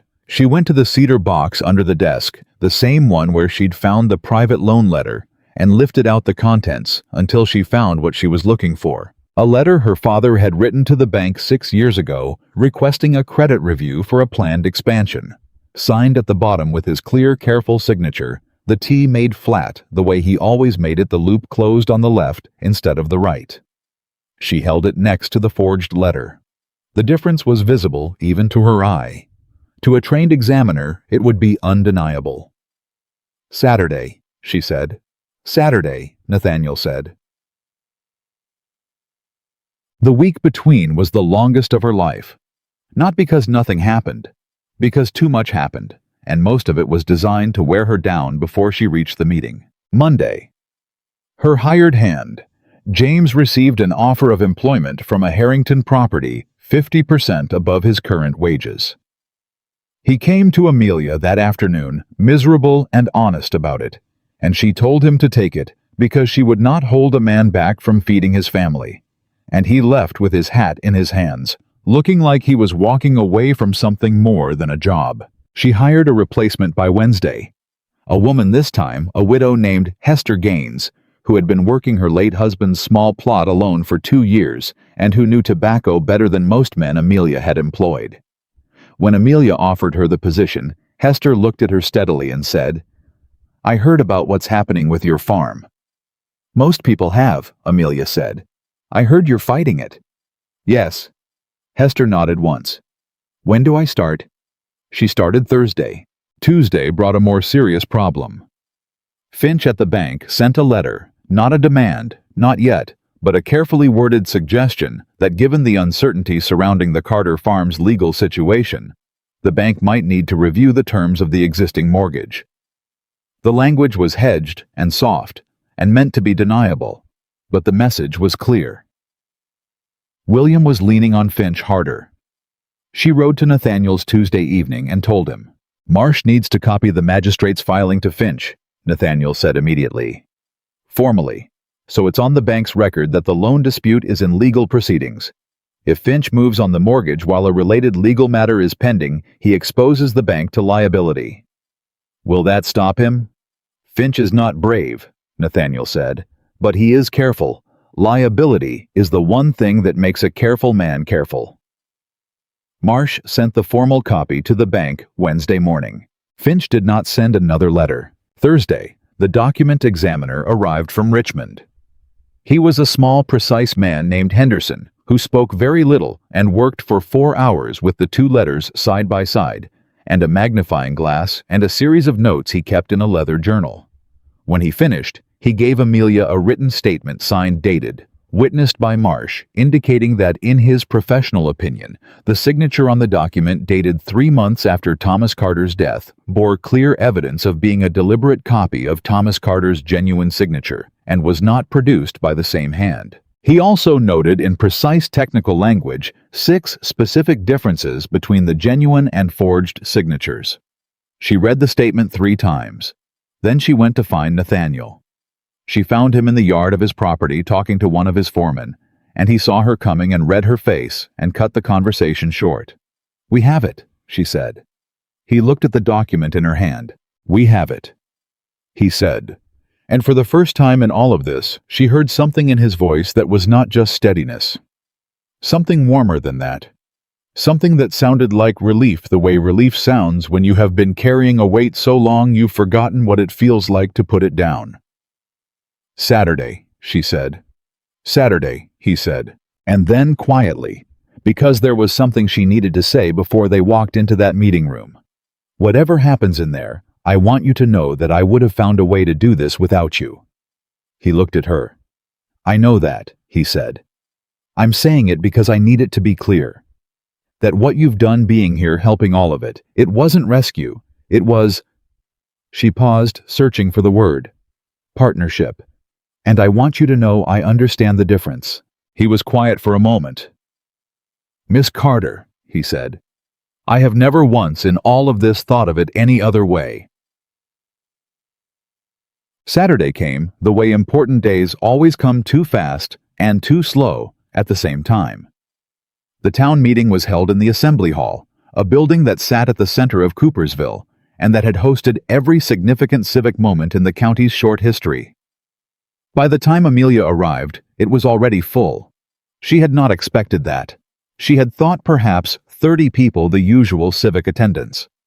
There were at least 70. Word had traveled. She walked in with Marsh on her left and Nathaniel 3 steps behind her, and the room shifted the way rooms do when the person everyone has been talking about walks through the door. William Harrington was already there. He stood at the front of the room near the speaker's table, and he was dressed better than anyone else present, and he looked at her when she entered with an expression of such complete composure that she knew immediately he had already decided he was going to win this. He had not seen Henderson's statement yet. He did not know it existed. That was the only thing she was holding on to as she sat down. The meeting was called to order by Mayor Aldrich, a thin, nervous man who clearly understood that he was presiding over something much larger than his usual business and was not entirely comfortable with it. He went through the procedural formalities quickly, stumbling slightly over his words, and then he ceded the floor to William. William stood. He thanked the town for coming. He expressed with great apparent sadness that he had hoped this matter would never need to be made public. He said he had tried quietly and privately to resolve things with Miss Carter out of respect for her father's memory and his own genuine care for her welfare. He was very convincing. Amelia watched the room watching him, and she could see it working the careful sympathy, the portrait of a generous man, driven reluctantly to this moment by a difficult woman who had refused to honor what she'd promised. Then he produced the forged letter. He read it aloud. He read it slowly, pausing at the phrases that sounded most damning. "I am grateful for your support, and I welcome what the future may bring between our families," letting them sit in the air, letting the audience draw its own conclusions. The room was very quiet. Then he produced the witness statements. He named the 2 men. He read their sworn declarations that Amelia had at her father's funeral expressed to William her willingness and desire to enter into a marriage arrangement. Someone near the back made a sound of surprise. Someone else whispered to the person beside them. Amelia sat very still. She waited. Because this was the moment William had planned for. This was the moment he believed she had no answer to. "Mr. Aldrich," she said, before William had finished speaking. Her voice was clear and carried easily in the room. "May I respond?" William turned. He had not expected the interruption. Something flickered across his face, surprise, recalculation, and then he smiled because he had the documents, and he believed she had nothing. "Of course," Mayor Aldrich said, with the poorly concealed relief of a man being saved from having to manage what came next. Amelia stood. She looked at William first, held his eyes for exactly 1 second. Then she turned to the room. "I want to begin with something simple," she said. "The letter Mr. Harrington just read aloud. I'd like everyone to understand what it actually is." She nodded to Marsh. He stood and produced Henderson's statement, walked it to Mayor Aldrich, placed it on the table. "That," she said, "is a formal statement from Mr. Gerald Henderson, document examiner, Richmond, Virginia, with 20 years of professional experience and 3 court cases to his name. In it, he identifies by specific technical analysis that the signature on the document Mr. Harrington presented is not my father's genuine signature. It is a copy, a deliberate, careful, well-executed copy." She paused. "Of a dead man's handwriting." The room erupted, not wildly, not in the way of riots, but in that unmistakable way where 70 people all react at the same moment, and the sound of it fills every corner of the room. William's expression did not change. That was the most frightening thing. It did not change. "These are serious allegations," he said, and his voice was still perfectly controlled. "I would caution Miss Carter against making claims she cannot." "The examiner is present," Marsh said from where he was standing. "He is available to answer questions under oath." Another wave moved through the room. Amelia kept talking. "My father died in May," she said. "The letter Mr. Harrington presented is dated August, 3 months after my father's death. He could not have written it. He could not have signed it." She looked at William directly. "You know that. Mr. Griggs knows that. And I believe most of the people in this room, if they stop to think for a moment, know that too. William moved. Faster than she'd expected, because she had expected him to stay controlled, to argue, to use his lawyer's techniques. Instead, he stepped toward her, and his voice finally broke its composure. "You have been working against me from the beginning," he said. "You and Brooks both. This is a conspiracy to destroy my family's reputation." "Mr. Harrington." Nathaniel's voice was quiet. But in the suddenly silent room, it carried the way quiet things carry when everything else has stopped. William turned. Nathaniel was standing. He hadn't moved until that moment. He had been sitting 3 rows back, still watching, saying nothing. Now he stood, and the room looked at him, and there was something in the way 70 people turned toward Nathaniel Brooks that said more about his standing in that community than anything that had been said in the previous 20 minutes. "I have known you for 15 years, Nathaniel said. "I have done business with your family. I have respected your father. I have tried to believe that you were a man of the same character." He paused. "I cannot continue to believe that, and I will not stand in this room in front of these people and pretend that what I have seen over the past weeks is something other than what it is." William stared at him. "You chose a side," he said. "No," Nathaniel said. "I chose a truth. There's a difference." He reached into his coat. He produced a document that Amelia had not seen before, that Marsh had not seen, that no one in the room had seen except Nathaniel and the man who had given it to him. He walked it to Mayor Aldrich.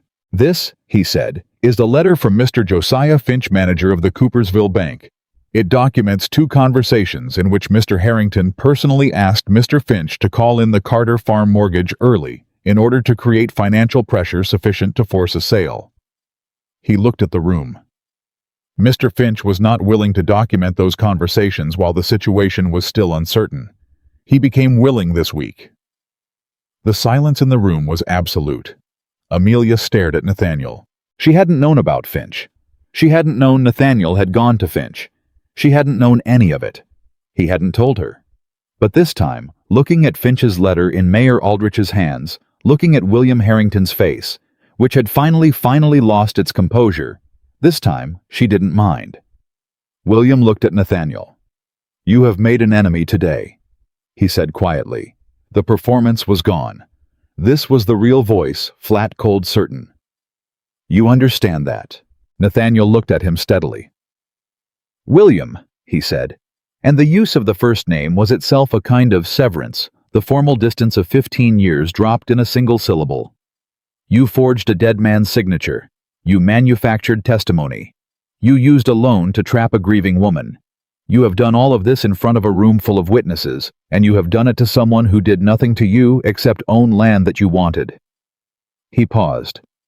"I am not the one who made an enemy today." William opened his mouth, closed it. And for the first time in everything and all of it, from the morning in her yard to this moment, William Harrington had no next move. His lawyers were at the back of the room. Griggs was at the back of the room. They were not moving toward him.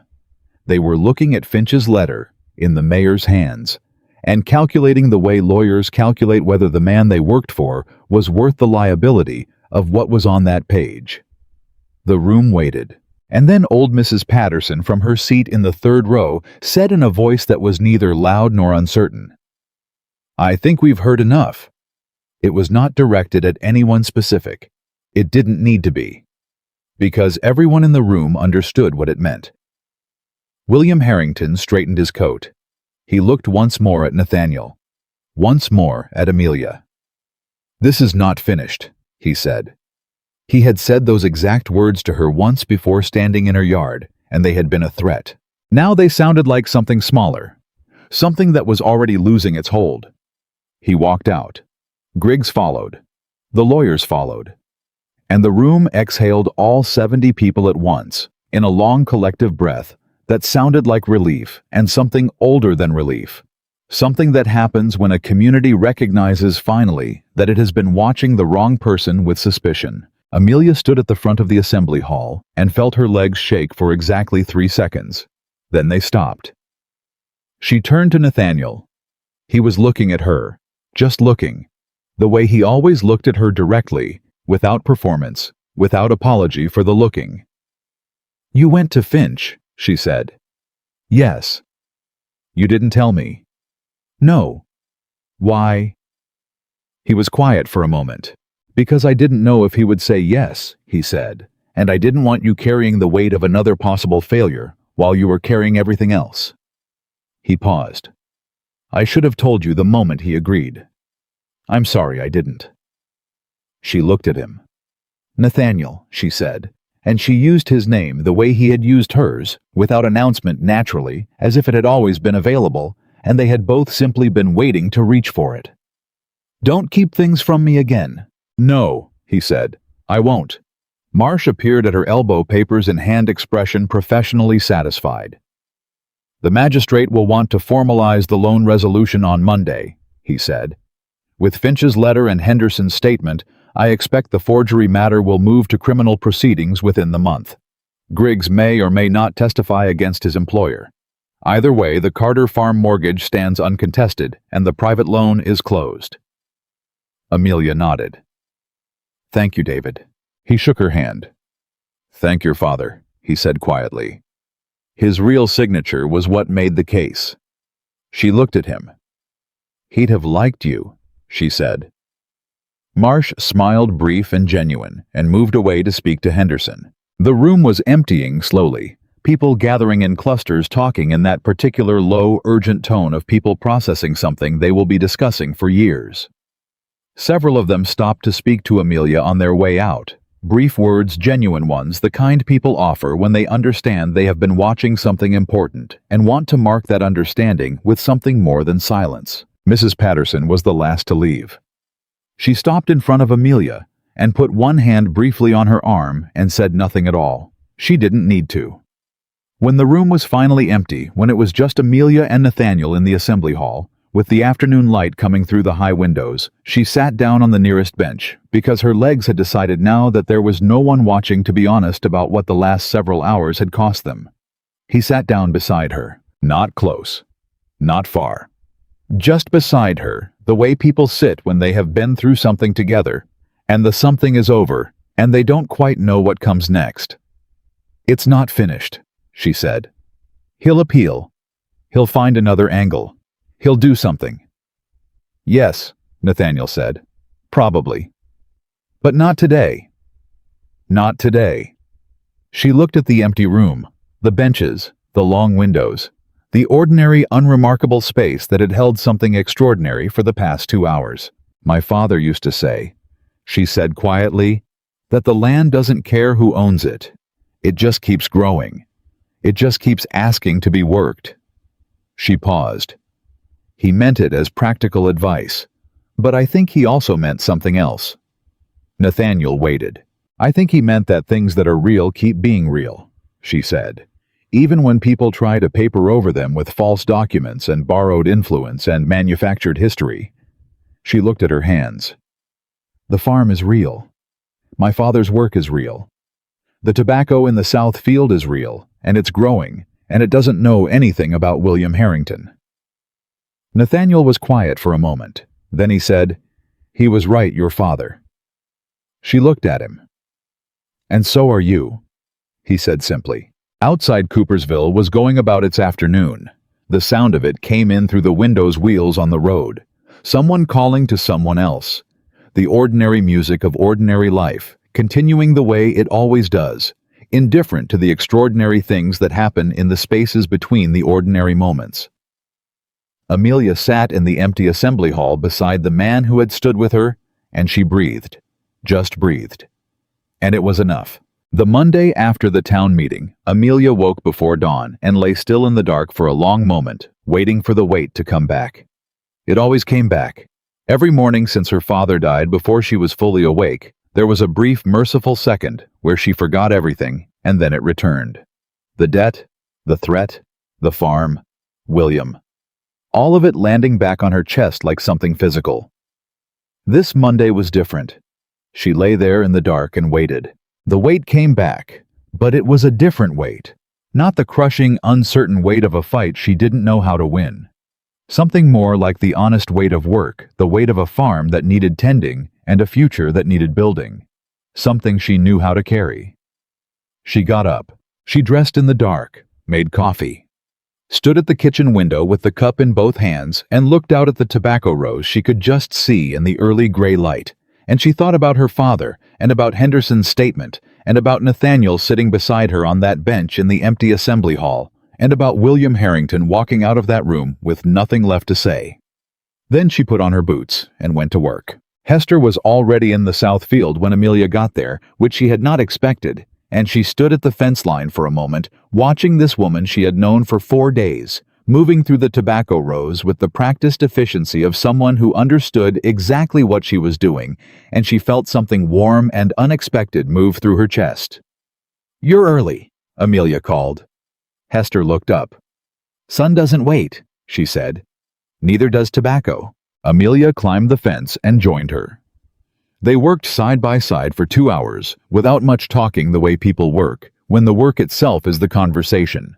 And it was the most peaceful 2 hours Amelia had spent in months. It didn't last. Night.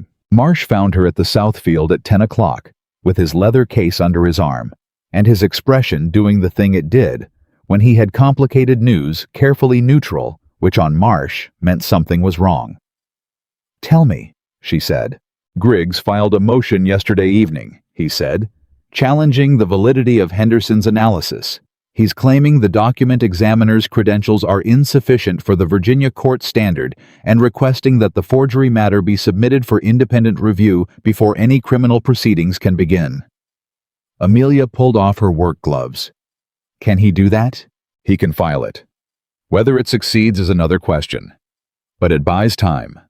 Potentially 6 to 8 weeks before the criminal matter moves forward." He paused. "More importantly, during that window, the civil resolution of the loan is complete. You've paid the corrected amount, the debt is closed, but William can use the delay on the criminal side to continue operating as though nothing has been established against him, which means his reputation is intact while the process grinds forward." "Yes." She looked at the field. "What does he gain from 6 to 8 weeks?" "Enough time to make one more move," Marsh said. "He won't move against the farm directly. The legal risk is too high now. But he can make your life difficult enough that you're distracted. He can go after your supply contracts. He can go after your labor.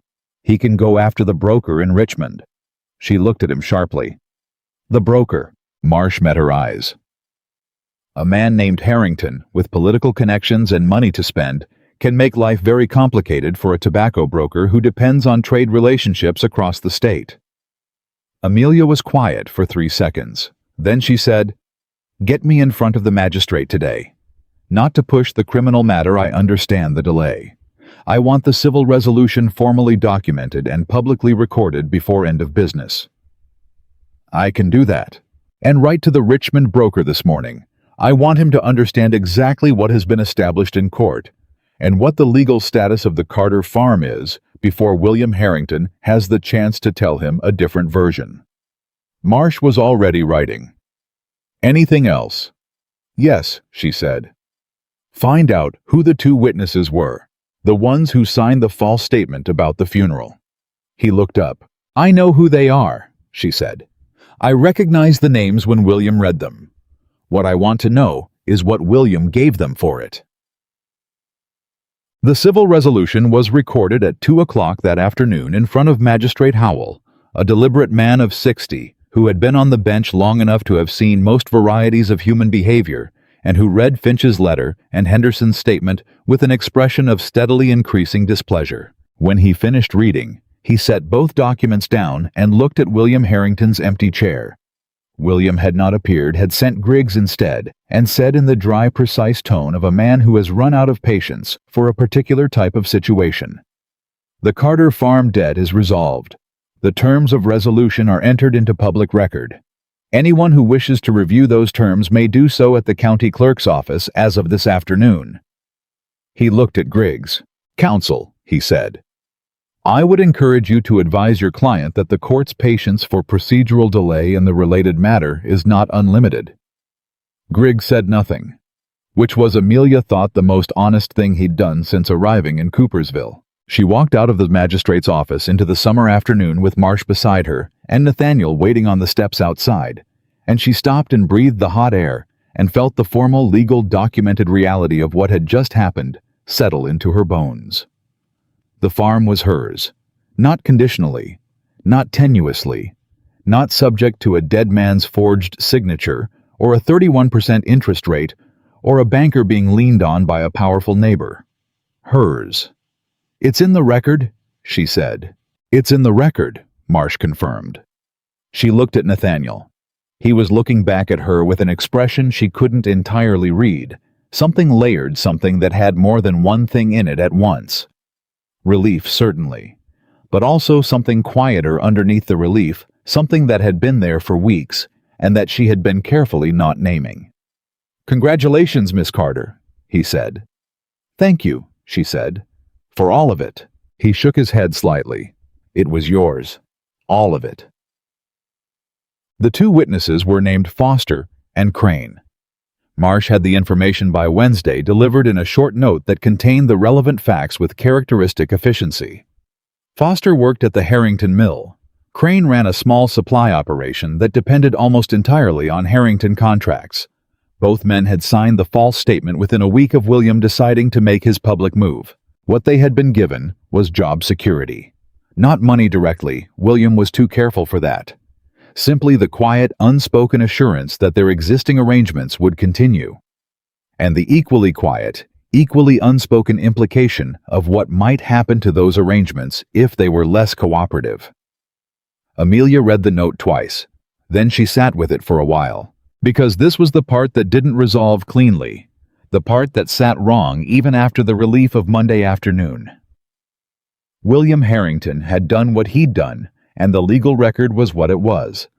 But Foster had a family. Crane had a business he'd built over 15 years. And both of them had looked at what William was asking and decided that their own safety was worth more than another person's truth. She understood it. She didn't like it. She didn't excuse it. But she understood the particular calculation of someone who has very little margin and is being asked to risk what little they have on behalf of someone they don't know well. She told Nathaniel about it that evening. He listened. And when she finished, he said, "What do you want to do about it?" "I don't know yet," she said honestly. "I know I'm angry. I know they lied, and that lie could have cost me everything. And I also know that the man who put them in that position is the one who should be held responsible for it, not two men who were scared." Nathaniel looked at her. "That is a very generous reading," he said. "It's an honest one," she said. "There's a difference." He was quiet for a moment, and then he said something that surprised her. "Your father used to say something like that," he said. "I met him twice, at county business meetings. He had a way of finding the human explanation for things without excusing what was wrong about them." She stared at him. "You knew my father." "Briefly, not well, but he was the kind of man you remember." He paused. "He talked about you once, said his daughter ran figures faster in her head than anyone he knew, and that he was going to have to find her a problem worth solving before she got bored and solved the wrong ones." Amelia's throat closed without warning. She looked away. "I'm sorry," Nathaniel said immediately. "I shouldn't have." "No," she said. Her voice was steady. "Mostly." "No, I'm glad you told me. I'm glad he said that." She pressed her hand briefly to her collarbone, the way you press against something that hurts, to remind yourself you can still breathe through it. "I just wasn't expecting it." He was quiet beside her. "He would be proud," Nathaniel said. "I want you to know that. Not as a comfort, as a fact." She nodded. Once. Didn't trust herself to speak for another moment. Then she said, "About Foster and Crane. I think the right thing is to let Marsh know that I'm not pursuing them. That my interest is in the record that exists, not in compounding the damage." She paused. "But I think they should know I know. Not as a threat. Just they should know that someone is paying attention." Nathaniel nodded slowly. "I can have a word with each of them," he said. quietly. Not a warning, just a conversation. I understand. And Nathaniel. She looked at him directly. I want to do something about the mill workers, the ones who depend on Harrington employment. Because if the criminal matter moves forward and William's influence takes a significant hit, those people are going to be vulnerable. He looked at her. What are you thinking? I'm thinking that a farm that's expanding, and mine will be expanding, because the South Field is going to produce well, and I intend to buy the Henderson parcel when it comes to market next spring. A farm that's expanding needs workers, and I pay fair wages, and I don't ask people to lie for me. Something shifted in Nathaniel's expression. You're already planning the next year, he said. I've been planning the next year since June, she said. I just had to get through the current one first. He looked at her with that layered expression again, the one she kept declining to name. Miss Carter, he said. Amelia, she said. Because it was time, and she was done pretending it wasn't. He paused. Amelia, he said. And the way he said it, careful, like something he was treating with respect, made her look at the wall for a second. What were you going to say? She asked. I was going to say that you are the most consistently surprising person I have met in a very long time, he said.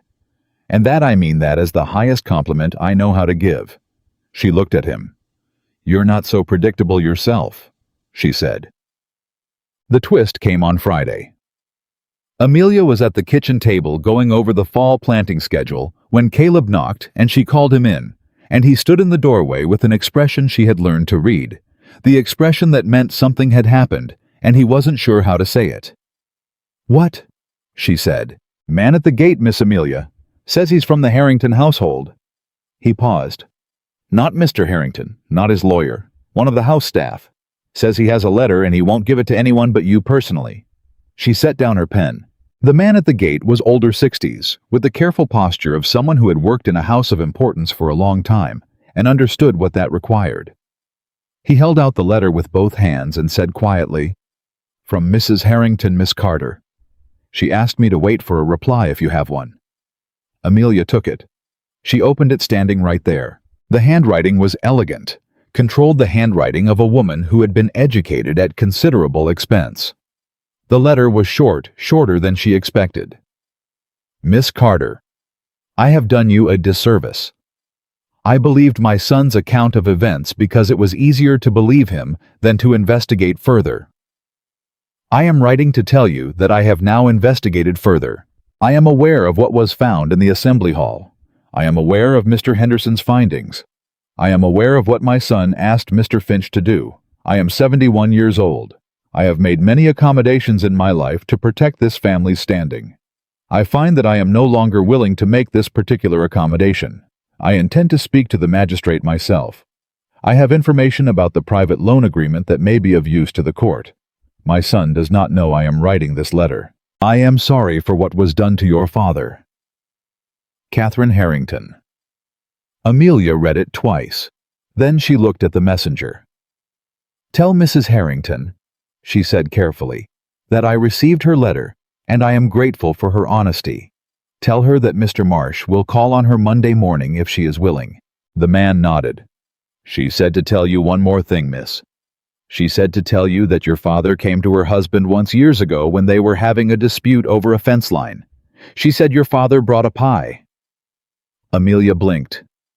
She said your father told her husband that neighbors who fought over fences ended up with neither good fences nor good neighbors, and that the pie was a suggestion that they try a different approach. The man paused. She said she never forgot it. Amelia stood in her yard holding Catherine Harrington's letter and felt something move through her that she didn't have a clean word for. Not triumph, not vindication. Something more complicated. Something that had her father's voice in it and the weight of 6 months and the particular texture of a world that is almost entirely made of choices. Choices people make under pressure, under fear, under the belief that the powerful always win, and the occasional choice made by a 71-year-old woman who had finally run out of willingness to accommodate. Thank you, she said to the messenger. Tell her I'll send Marsh Monday morning. She told Nathaniel that evening. She had taken to arriving at his property in the early evenings, without much ceremony, and he had taken to having coffee ready, and neither of them had said anything explicit about this. But it had become a fact of the week. The way other facts become facts, through repetition, through mutual unspoken agreement, through the simple logic of two people who found each other's company useful and honest and increasingly necessary. He read Catherine Harrington's letter without expression. When he finished, he set it on the table between them. "She's going to testify against her own son," he said. "She has information about the loan," Amelia said. "She knew about it. I think she may have known it was structured wrongly from the beginning and said nothing. And now she's choosing to say something. Now she's choosing to say something." Nathaniel was quiet for a moment. "That will break him," he said. "Whatever Griggs manages with the procedural delays, whatever William still has in motion, his mother testifying against him in the criminal matter is something he cannot spin, cannot reframe, cannot survive with his reputation intact." "I know," Amelia said. "How do you feel about it?" She considered the question seriously the way she considered all serious questions. "I feel like it's right," she said. "And I feel like it's sad. And I feel like those two things can be true at the same time." She looked at her coffee cup. "He's her son. Whatever he's done, she raised him, and she loves him in the complicated way that mothers love difficult children, and she is still choosing the truth." She paused. "I have a lot of respect for that, even if I have none left for him." Nathaniel looked at her across the table. "You are not what I expected," he said, "when all of this started." She raised an eyebrow. "What did you expect?" "I'm not sure. Someone who needed more, or someone who needed less." He turned his coffee cup in his hands, a habit she had noticed the way he turned it when he was choosing words carefully. "I expected the situation to be simpler than it was. I did not expect you."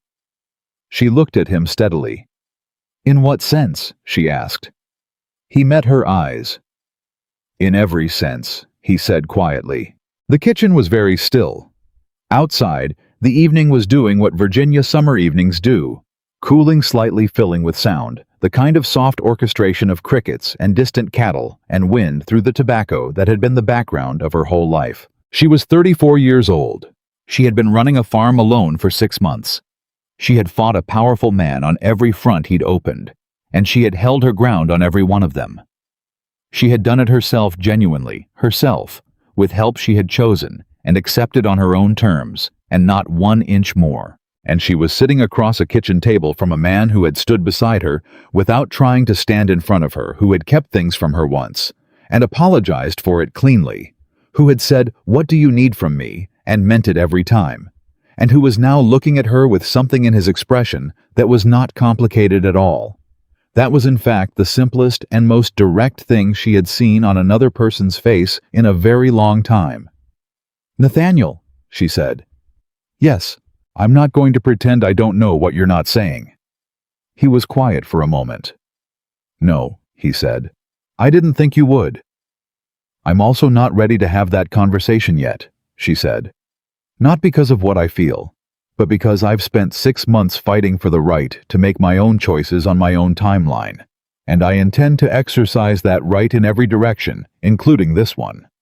He looked at her, and he nodded, not with disappointment, not with the performance of patience that was actually pressure dressed up in better clothes, simply a nod. The nod of a man who had heard what she said and found it entirely reasonable. "Take whatever time you need," he said. "I'm not going anywhere." "I know that," she said. "That's part of why I told you." Catherine Harrington met with Marsh on Monday morning and spoke for 2 hours. What she had was substantial. She had been present for 2 conversations between William and Griggs about the structure of the private loan. She had heard her son say explicitly that the call provision was designed to give him leverage rather than protect a legitimate financial interest. She had heard him describe Amelia as an obstacle to be managed rather than a person to be considered. She had not spoken up at the time. She was speaking up now. Marsh wrote for the entire 2 hours. When he emerged, he found Amelia waiting outside, and he said simply, "The criminal matter will not be delayed 6 to 8 weeks. I expect the magistrate will have sufficient grounds to proceed within a fortnight." The fortnight passed. In that time, 3 things happened. Foster came to see Amelia. He came without announcement on a Tuesday afternoon and stood at her front door with his hat in his hands. Men were always coming to her door with their hats in their hands. She had noticed which was either a sign of respect or the persistent male instinct to have something to do with their hands when they were uncomfortable, and he said without preamble, "I'm sorry, Miss Carter, for what I signed. I had my reasons, and none of them were good enough, and I'm sorry." She looked at him for a moment. "Come in," she said. "I'll put coffee on." He blinked. He had not expected that. They sat at the kitchen table, and she listened to him explain the pressures he'd been under, and the fear he'd felt, and the exact moment when he understood he'd done something he couldn't take back. And she listened without performing forgiveness, and without performing coldness, and when he finished, she said, "I appreciate you coming here. I know it wasn't easy. I wanted you to know." "I know," she said. "I understand why it happened. That doesn't make it right, but I understand it." He left looking lighter than he'd arrived. Crane came 3 days later. Similar conversation. Similar result. The second thing that happened was the Richmond broker wrote to confirm not just the existing advance payment, but an expanded arrangement for the following year at a better price per pound than any Carter Farm contract had ever achieved. He wrote that he had made inquiries into the legal situation and found it entirely resolved in Miss Carter's favor, and that he found her management of the farm's affairs to be impressive and was pleased to be continuing the relationship. Amelia read that letter 3 times. The third thing that happened was that William Harrington left Coopersville. He did not announce it. He did not make a statement. He simply was present on a Thursday and absent on a Friday, and by Saturday word had spread in the way that word always spread in Coopersville, on the wind, on a whisper from porch to porch before breakfast. His mother remained. This surprised people. They had expected Catherine Harrington to follow her son to close the house to remove herself from the community she had helped build, and that was now processing everything it had learned about her family. Instead, she stayed. She was seen at the church on Sunday in her usual pew, with an expression that was not embarrassed and not defiant, but simply present.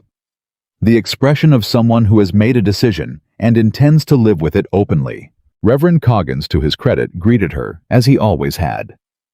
Amelia heard about it from Patsy Monroe and felt something she could only describe as respect of the involuntary kind, the kind you feel for someone who does something difficult in public and does not make a performance of how difficult it is.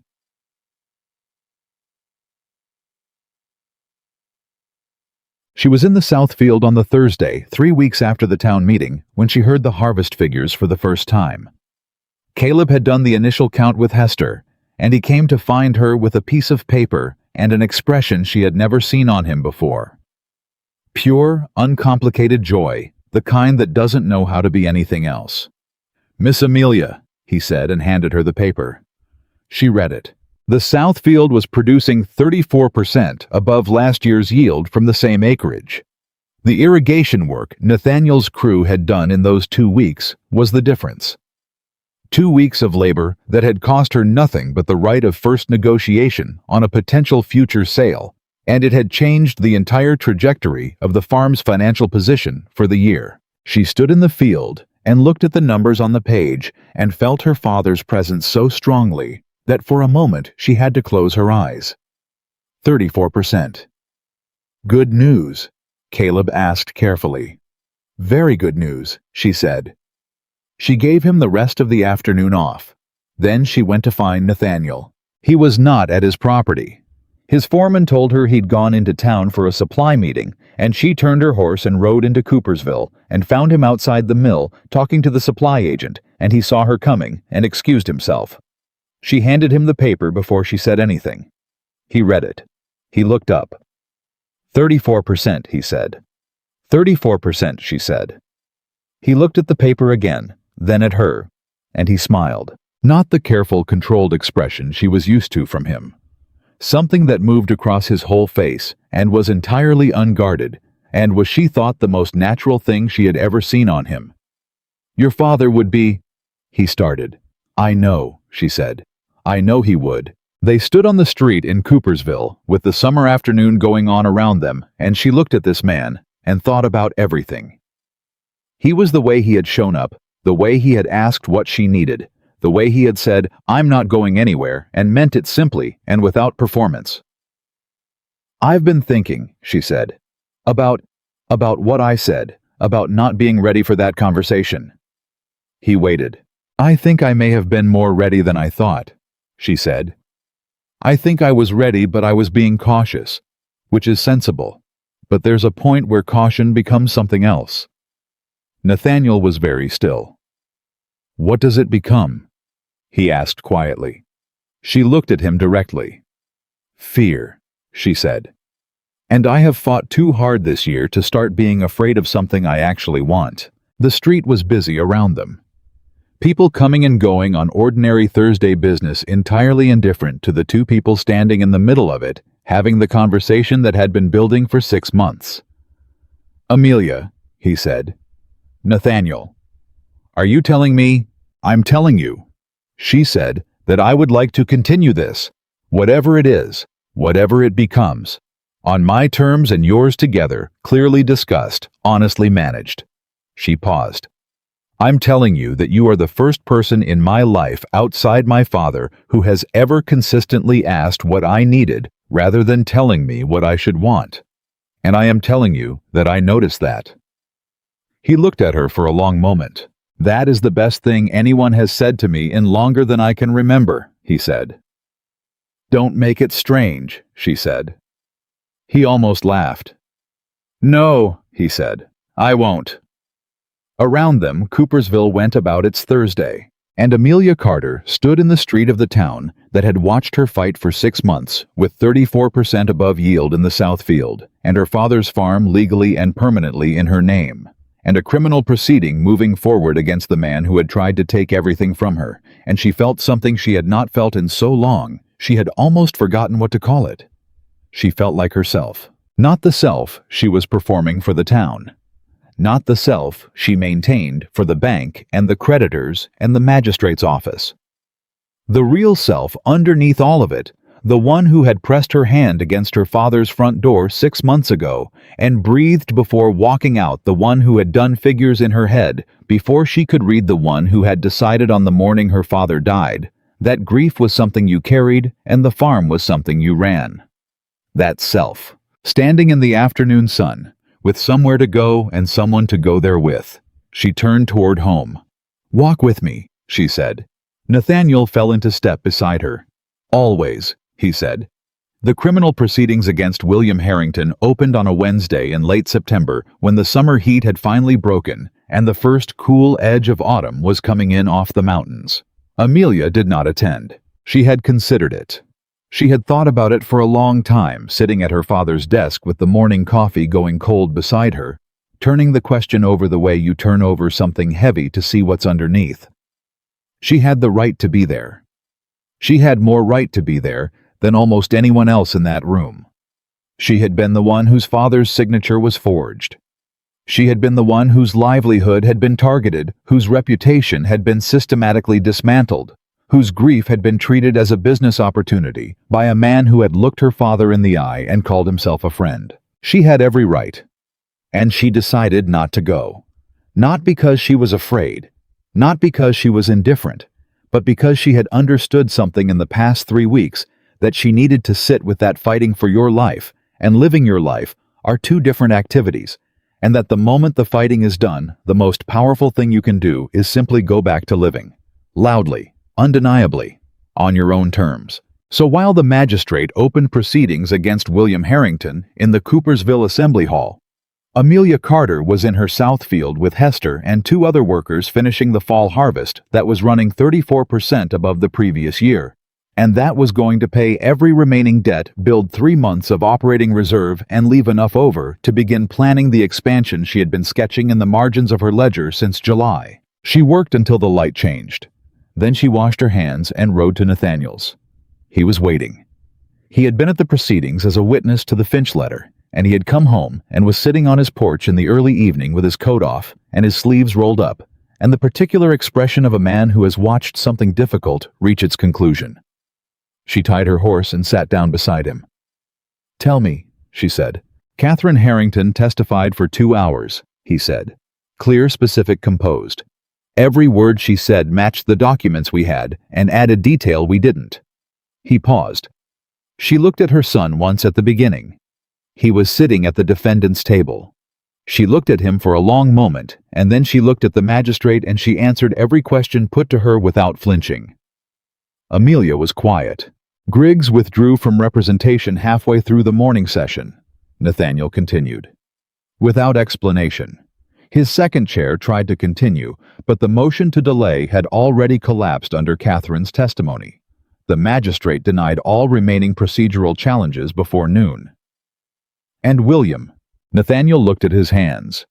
He sat very still through most of it.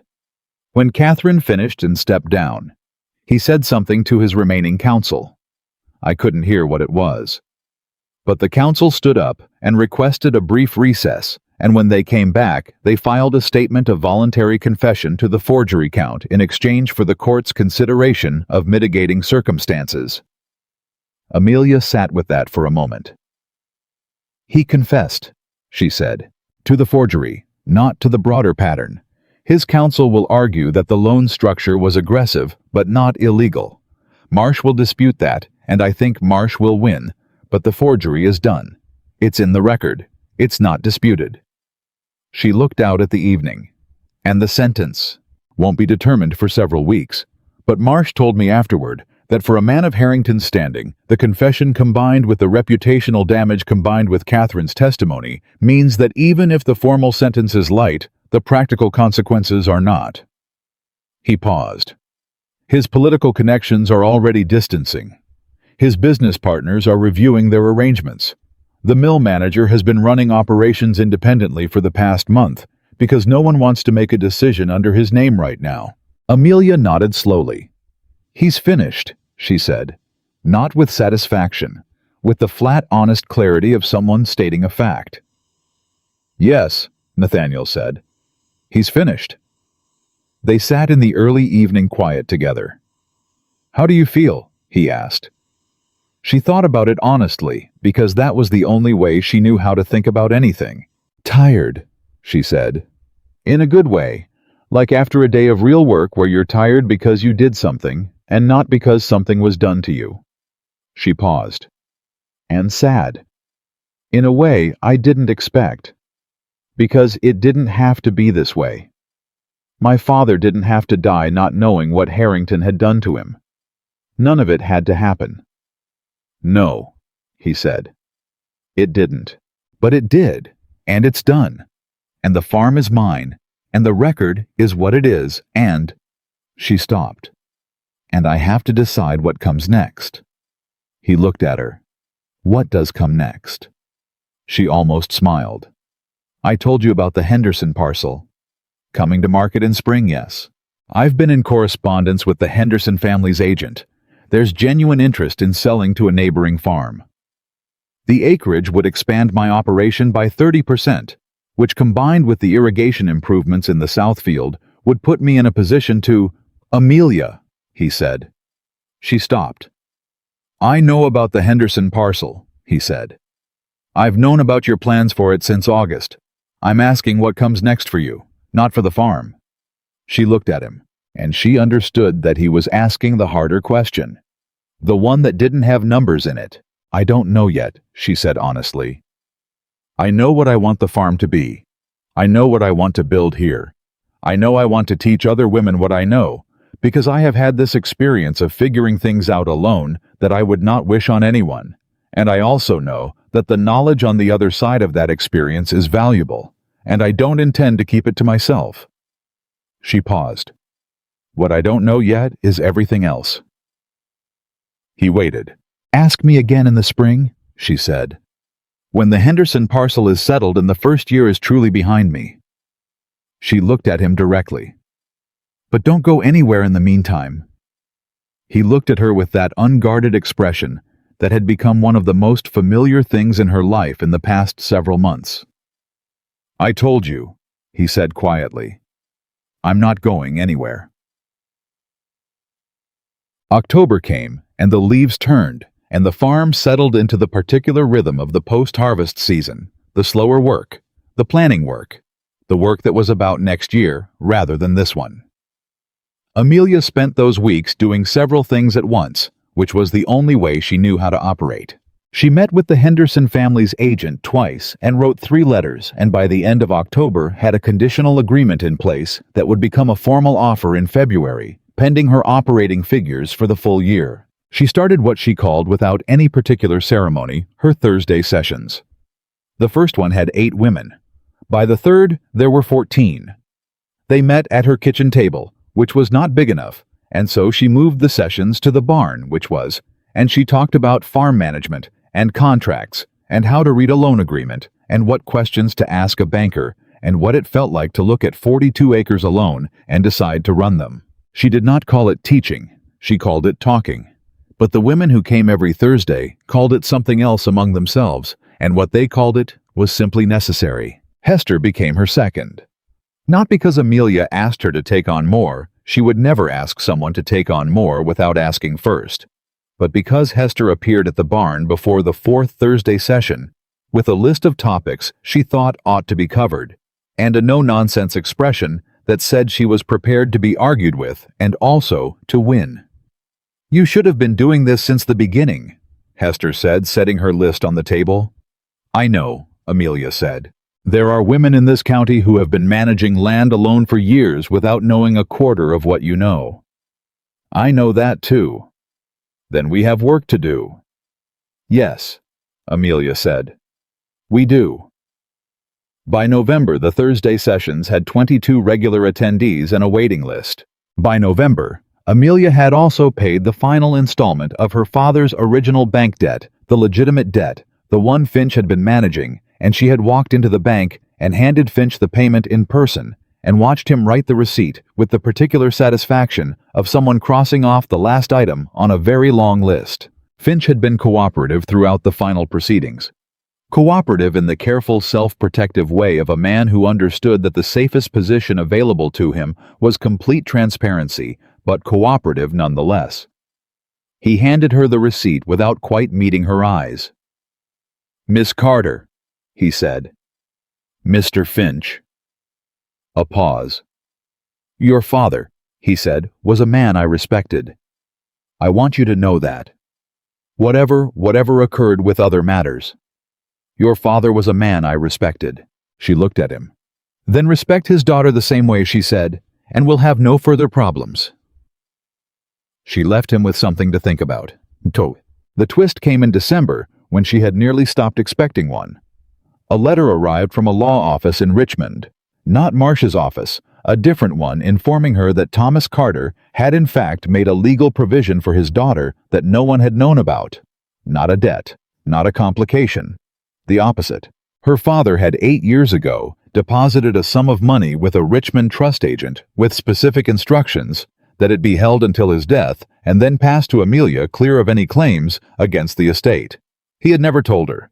She did not know why he had never told her. She would never know why. But the sum was $400, and it had been sitting in a Richmond trust for 8 years, gathering modest interest, untouched and unmentioned, waiting for a day her father had known would come, but had hoped was far away. She sat at the kitchen table with the letter in her hands for a long time. Nathaniel found her there. He had taken to stopping by on Tuesdays and Thursdays with no particular agenda, and she had taken to making extra coffee on those mornings, and this Tuesday he came in and read her face and sat down across from her without speaking. She handed him the letter. He read it. He set it down. He did not say anything for a moment. Then he said, he knew. He knew things could go wrong, she said. He always knew. He was more careful than people realized. He hid it because, if it was known, it might have been claimed before I could get to it. She pressed her hand flat on the table. He set it aside for me, 8 years ago, when I was 16. Her voice held, barely. He was taking care of you. Nathaniel said quietly. Even then, she said. She did not cry. She had cried for her father in private in the dark in the weeks after he died, when there was no one watching and no farm to manage and no fight to keep her spine straight.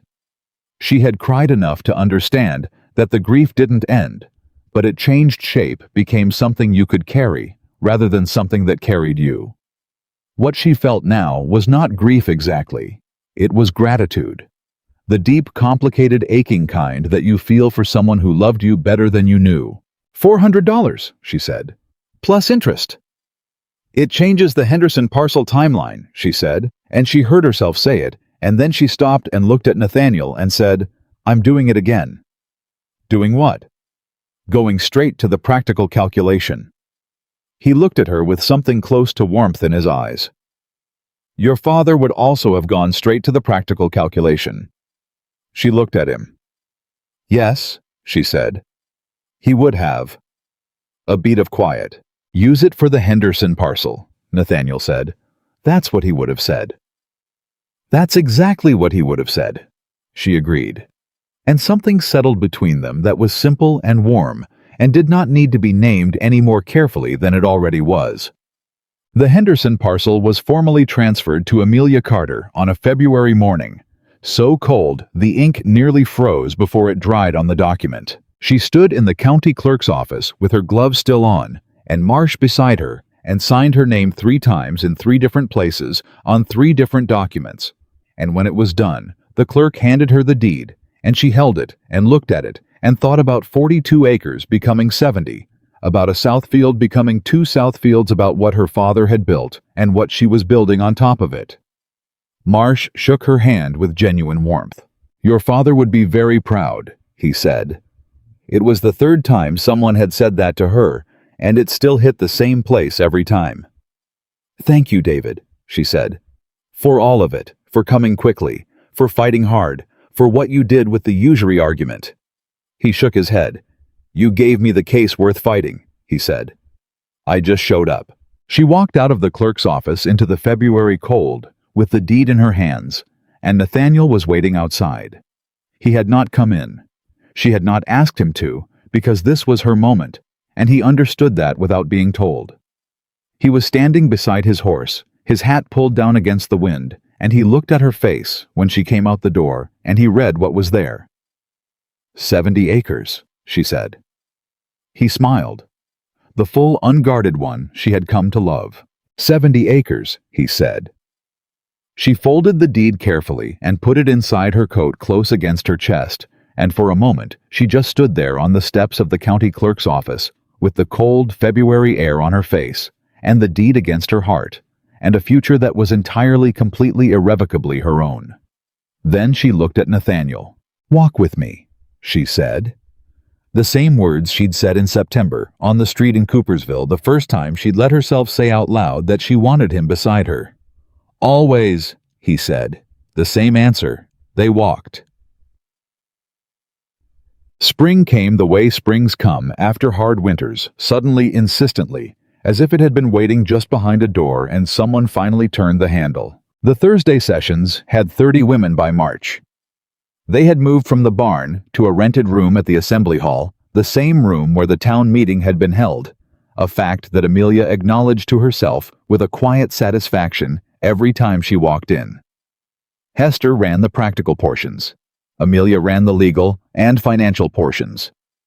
A woman named Grace, who had been quietly managing her deceased brother's dry goods operation for 3 years, started coming in February, and by April was teaching the others everything she knew about supply contracts and negotiation.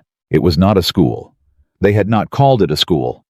But it was what schools are made of.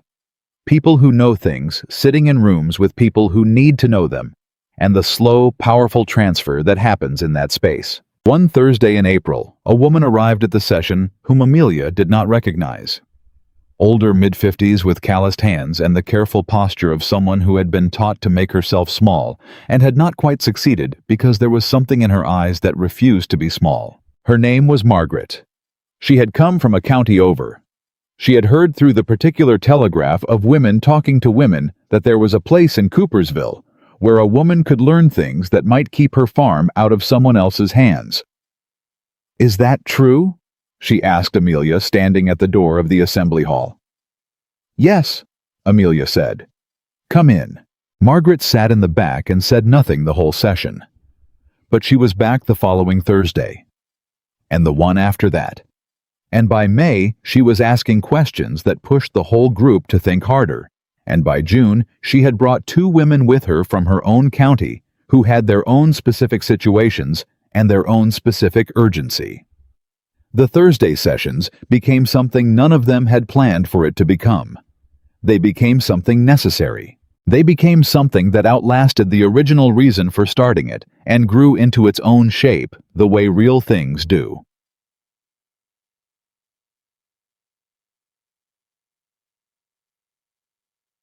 On a Saturday in May, Nathaniel arrived at the Carter farm in the mid-morning with no stated agenda, which was not unusual. What was unusual was that he was wearing his better coat, and he was holding his hat in his hands in the yard in a way that was notably different from the casual ease with which he usually carried himself. Amelia came out of the house and looked at him. "You're nervous," she said. "Observant of you," he said. "You're never nervous." "I'm sometimes nervous," he said. "I'm just usually not doing it in front of anyone." She looked at him steadily because she already knew what this was, and she had known it was coming, and she had spent considerable time in recent weeks understanding exactly what she felt about it and what she intended to say. "Amelia," he said. "Nathaniel." He looked at her. Directly, honestly, without performance, the way he always looked at her, which was the thing she trusted most about him. "I have been trying to find the right way to say this for several months," he said. "And I have concluded that there is no right way, and there is only the honest way, which is to simply say it." "Then say it," she said. "I am in love with you," he said. "I have been for longer than I've been willing to say out loud. I am not asking you to do anything about that right now. I'm telling you because you deserve to know it, and because you told me once not to keep things from you. And this is the most important thing I know, and I have been keeping it from you long enough."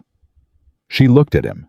The morning was warm, and the south field beyond the fence was green and productive, and entirely gloriously hers, and the 70-acre farm that had her father's hands and her own hands all through it stretched in every direction she looked.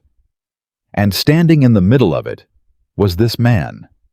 This steadfast, honest, unperforming man who had asked what she needed more times than she could count and had meant it every time.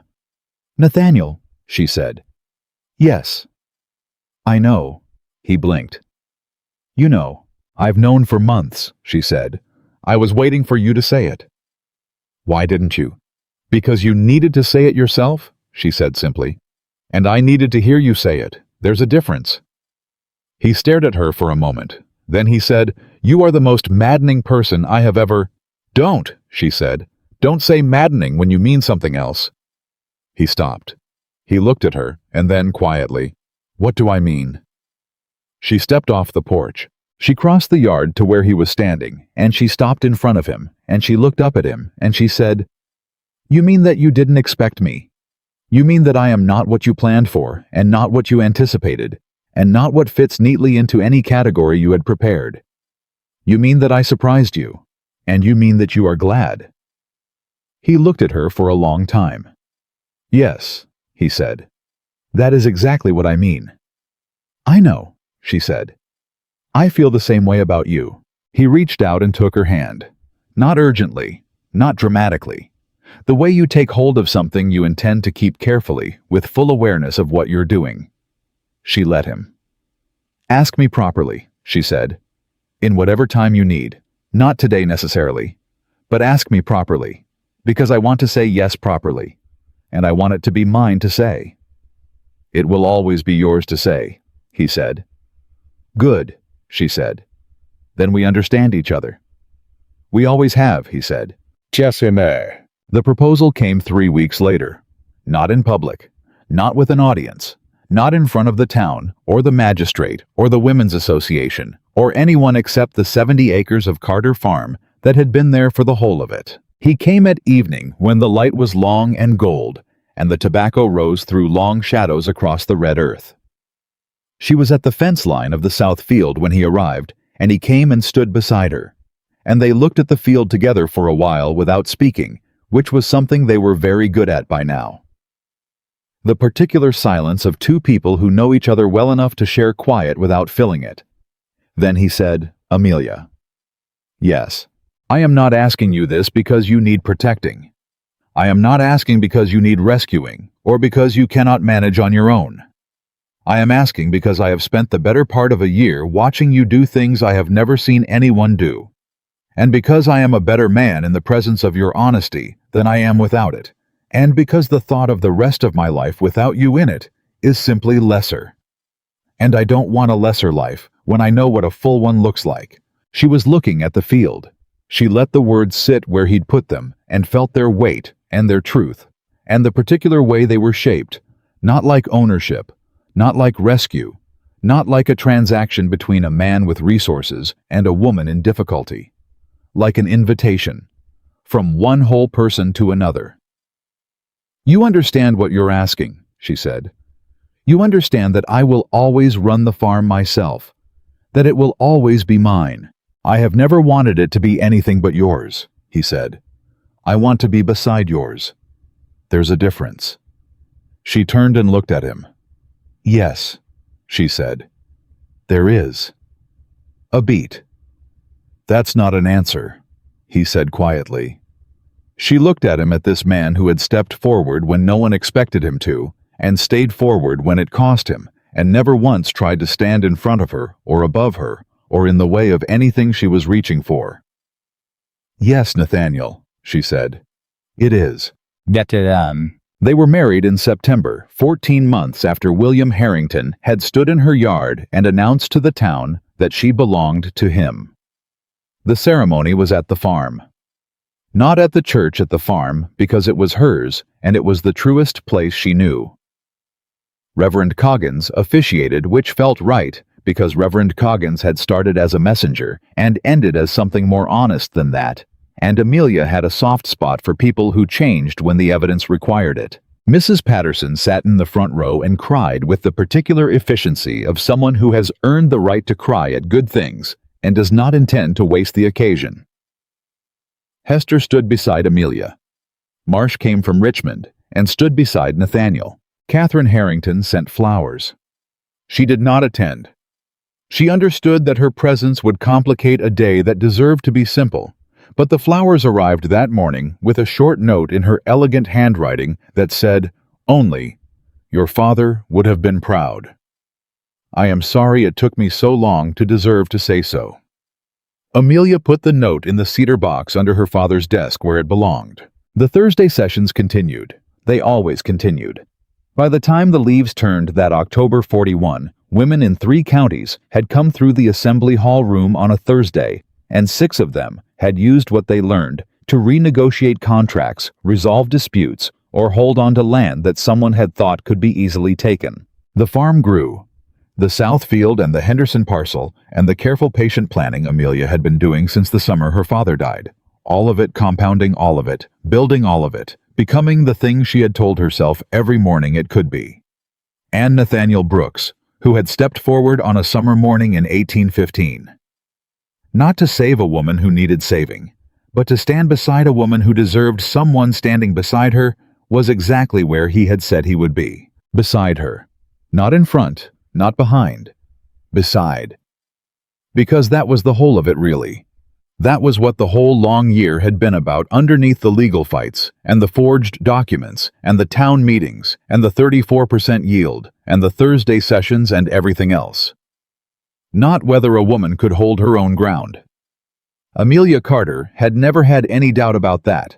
The question was whether she would find someone worth standing beside, and she had, on her own terms in her own time by her own choosing, as it had always been and as it would always remain hers.